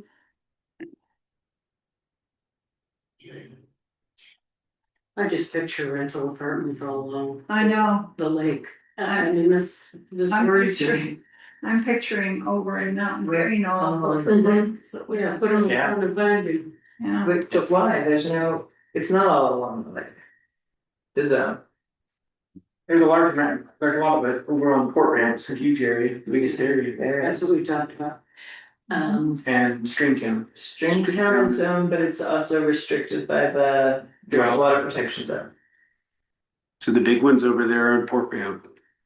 And then there's another chunk where they're growing alfalfa right now, right south of the Legion. Yeah, And then there's Chris's. Those are the big old CDR ones which, right the now. one next to the Chevron is. Kind of fits that area, if they continue to build that area out. Village, you know. Well, I haven't seen a floodplain, I don't. And isn't there some left in Wolf Creek?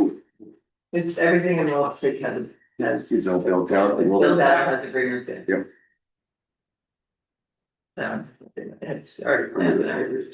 So that's, we have to, that's why I suggested looking at things that not for zones at the beginning, because it's important when we write this for the zones. And if the biggest one there is in Port Rand.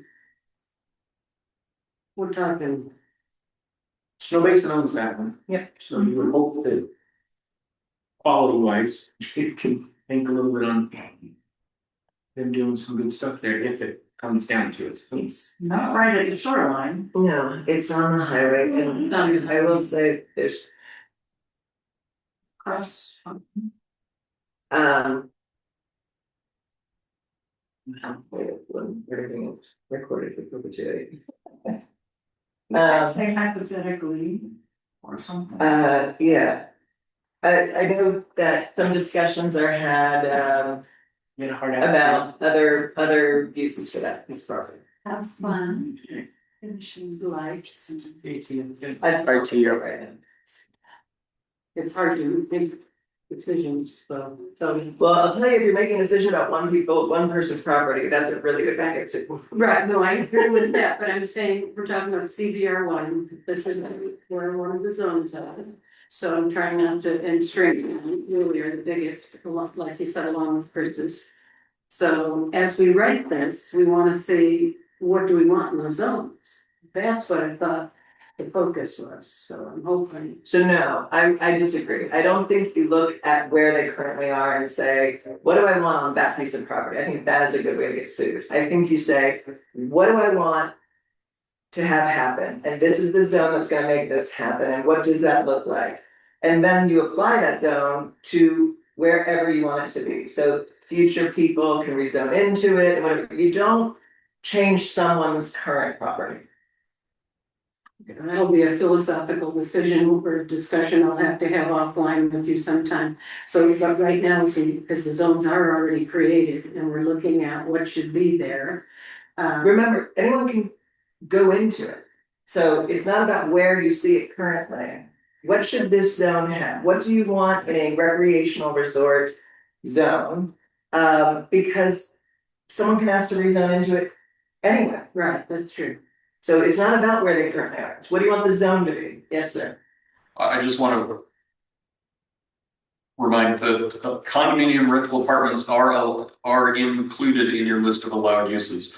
Other overnight lodging like hotels, motels are included. This is simply setting the required area for those types of activities within they already have to have a minimum of 2.5 acres. Do you want to give them this unit stacking math, continue to provide this unit stacking math of the 7,500 square feet plus a unit for every 2,000 square feet? Right. That's really the issue at hand, not whether or not we want to allow use, because that's already been decided. Oh, Vibration zone. You're already allowing those uses. The question is, how do you want to determine the intensity of the use, the density, the number of units per acre? Do you know what, this is related, I'm jumping to the building height. That's I just saw that 35 feet. and all. Exactly, and so, Well, it used to be 50.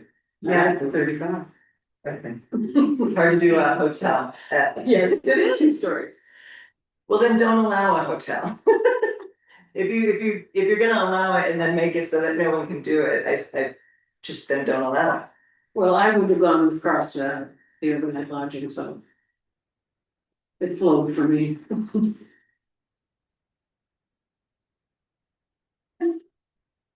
So back to what you were saying, our focus is to look at, Yeah, instead of arguing whether or not it's an approved use, let's talk about.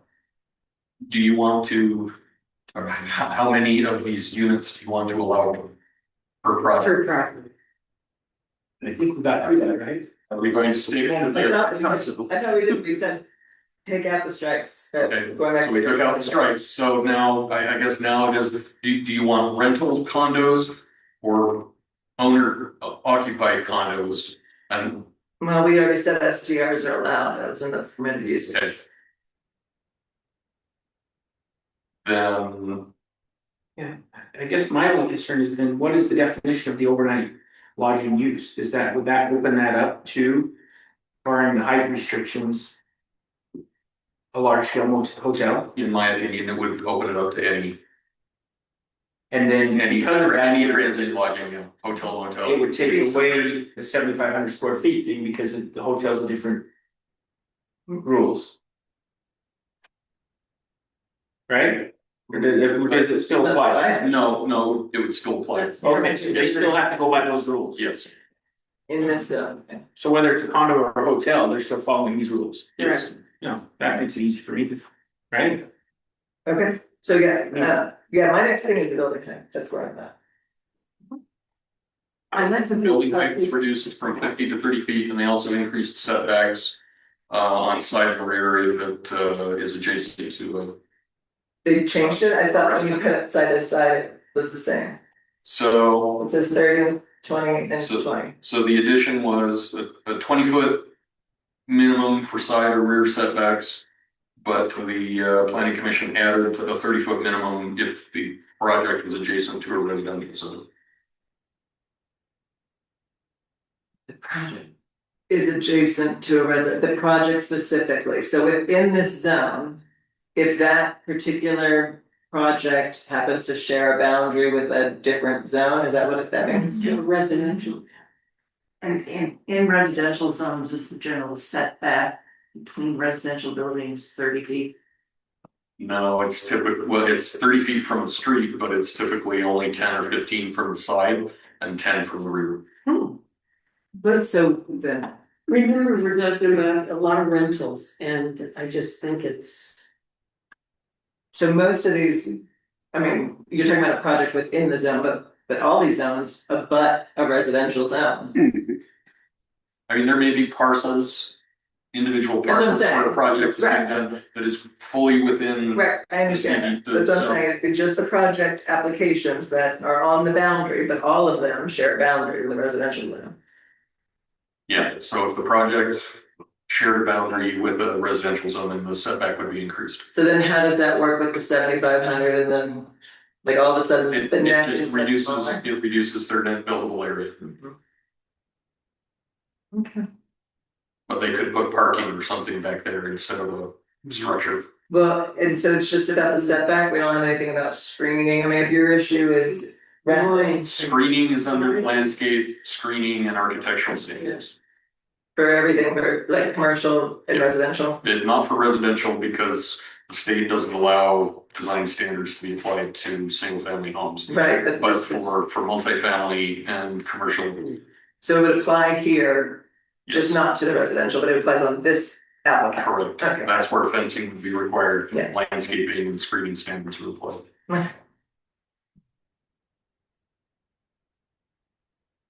because it could possibly be a hotel 20 feet from a residential, you know, so I think the 30 is.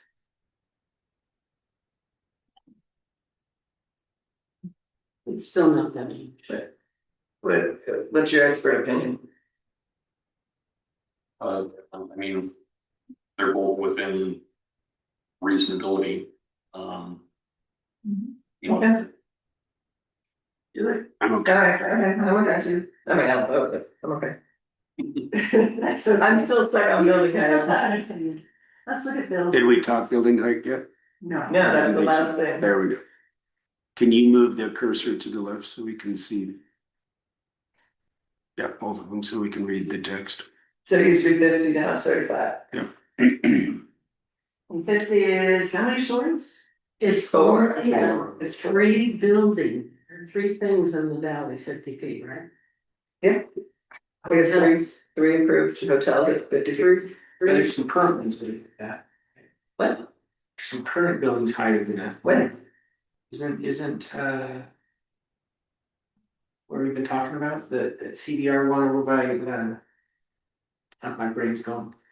AT office. No, the south side of it by Anderson Cove. Those aren't 50 feet? The lake, Oh, the new ones, the condos. Yeah. The big homes. the lakeshore condos, Yeah, I I don't think they're 50. I don't think Seem tall. I think they're only 3 stories tall, aren't they do seem tall, they? Or It 2. just seems to, but our perception of 50 is Right. skewed. it's valley perception, and that's what I'd like to keep, is the valley feel, it's smaller. So recall, is this something that's What's the highest building we currently have approved? Because I believe we did 40 somewhere else. Right? We said if you're not street front, you can go to what? It was MV, Commercial and for the. manufacturing. So I'm just wondering, in the valley right now, based off of all the zones that we have closed, what is the highest building? that we're I approving? think the manufacturing allows up to 40 feet. That's my recollection. Remember that. But yeah, the other residential areas are 35 feet. Commercial Valley 2 was 35 feet. Shoreline did get reduced to 25. I'm sure we'll talk about that soon. Mhm. But yeah, so that's going. I think manufacturing is the only other that exceeds 35 feet. I think, I like the 35 feet because while it's dense, it's not massive and tall. It's not 3 stories, it's 2 stories, right? You could fit 3 and 35 feet. So I am not a fan of the 50 feet, and I wasn't before either. However, I do appreciate the stepping, like so that you're shorter if you're street front and you can go a little higher if you're set back. And I would imagine some of these, because when we look at commercial areas, you know, I don't know, maybe they wouldn't, I don't know. But I would be okay with allowing a little bit higher if it's set further back, like if you're second row or whatever, I don't know how these areas are gonna go in the future. But, yeah, my only worry is by going to 35 feet, which, you know, sounds wonderful, do we effectively neuter the ability to make the commercial happen? This is one of the commercial. That's my only worry with We it. have 2 commercial zones and this is one, and if we neuter that, then what are we doing? What do we allow in CD? 35. CD doesn't have the residential that Something we we talked have. about. You were front facing on the street, you were 1 story, somewhere we said something like that. That's true. If it was a That's zero, okay, we if there was a still- 0 setback, then it had to be 1 story. And then if you were set back, you could go higher. And so 2. I feel similarly here. That's my opinion. I don't, I think we should stay at 35 feet, I think view sheds are important, I think our views are important. It does need to have good setbacks too, like we said before, because when it's so close to the road, it feels, you know, but I like the 35 feet. I agree with Peggy. I mean, That's true. I'm in favor of, building that density into, on the above section of talking. But it lessens it if you do not have 3 stories, you have, 4 stories rather. You have 3 stories, it's not as smothering, it's not as intense. It's more acceptable. So they have to have commercial on the first floor. Yeah. I'm just saying, so we do need to make sure that they can do more than 1 floor. Right. Otherwise, they'll That's never. fine, yeah. Is this something similar to the other one we discussed earlier that could be negotiated? Project But by I imagine everything can. be Yes, negotiated. Everything is up for negotiation. But understand decision makers, that's you all. That, it's politically very interesting. This is where people start to hate their elected officials because you can negotiate anything with the elected official. And when you start making provisions that aren't in the code, you know, get hate mail. Let me challenge that assertion then. Doesn't stop you. Again, like lawsuit threats don't stop you, but just know what you're getting. Lowering the height by perhaps 1 floor, how does that limit commercial, which commercial is still on the first floor? The upper 2 floors would be residential. Within city. Or lodging, yeah. So it just limits the amount, to me, it just limits, like, so if a hotel comes in, which I might be okay with that, is that the bottom floor has to have at least 50% is commercial. So half of the bottom floor is commercial, I don't know what the other half would be, and then the hotel rooms are whatever's left, and if you limit them to 35 feet, which, you know, so you're just gonna have boutique hotels, which I'm fine with. But, I mean, I don't think we should have high rises or anything at all in this valley, but you start, I mean, I don't know, it gets tricky because I'm not a developer and I don't know what it costs to build a hotel versus if you have only a certain number of rooms. Does it pencil out? Do you end up doing it? So, I don't know. It's not my industry. And so my only point to that is not that it's not, my only point bringing that up is if it would make it so a hotel wasn't possible, to just take hotel out of the permitted uses because. I'm fine with it. I think you are, so. And on this one, I would have it here on the conservative side, the side of 35 feet, with the understanding that we'd be willing to negotiate. I'd rather be that type, being more conservative, but then also saying we're willing to listen to an argument if it needs to go to 50 feet. So it's not 3 feet. Yeah, that's what I hear, 3. Yeah. No, 35 stays. Good. And that ends the lesson of Steve, and it's past the time we needed to,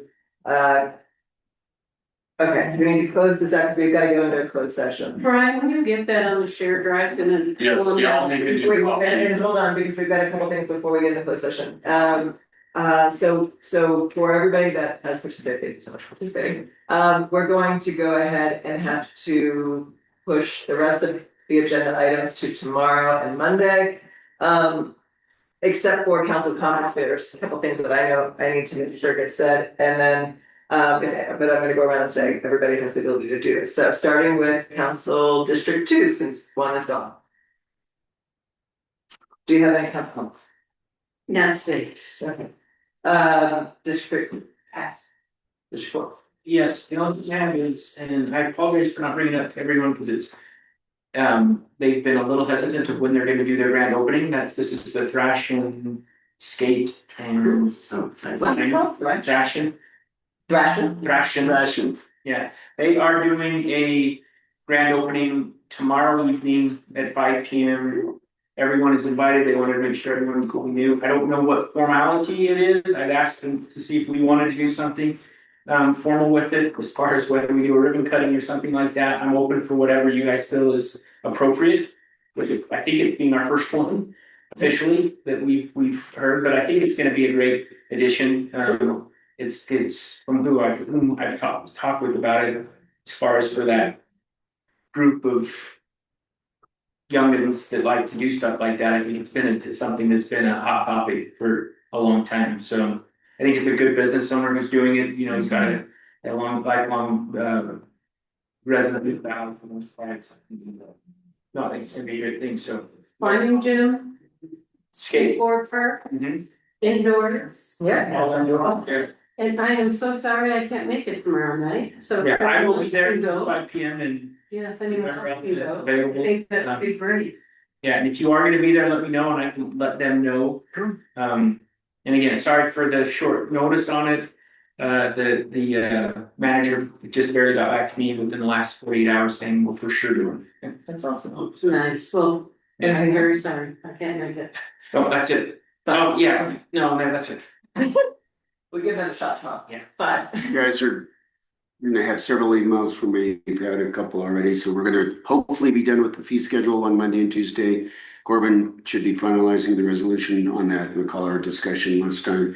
You're gonna get, you've gotten from me, or you will get from me, a construction standard ordinance that Matt Crumper, Nate will do. That closes the loop on this, how wide the street thing should be that we discovered during the subdivision discussion.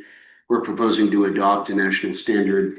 You're gonna get from me in the next 2 hours a link to a presentation on 4100 North, not the new 4100 North, the old 4100 North. We have an opportunity to apply for a grant through WACOG to get money to widen the street, which would affect our IT person over there.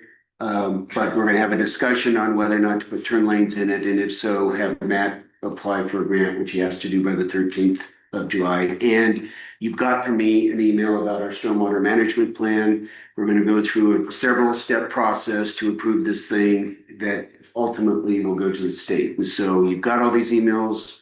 They're sent as read aheads for Monday next week. So we're doing something other than land use codes out there.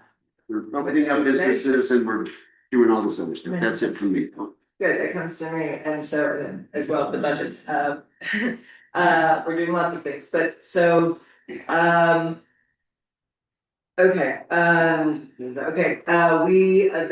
the open burn is done, it's closed burn season now, so everybody needs to make sure they're familiar with the regulations on that. It applies to some people and not to others necessarily. We are also, according to our new deputy fire marshal, going to be headed into a level 1 fire restriction very, very soon, as in within the next day or so.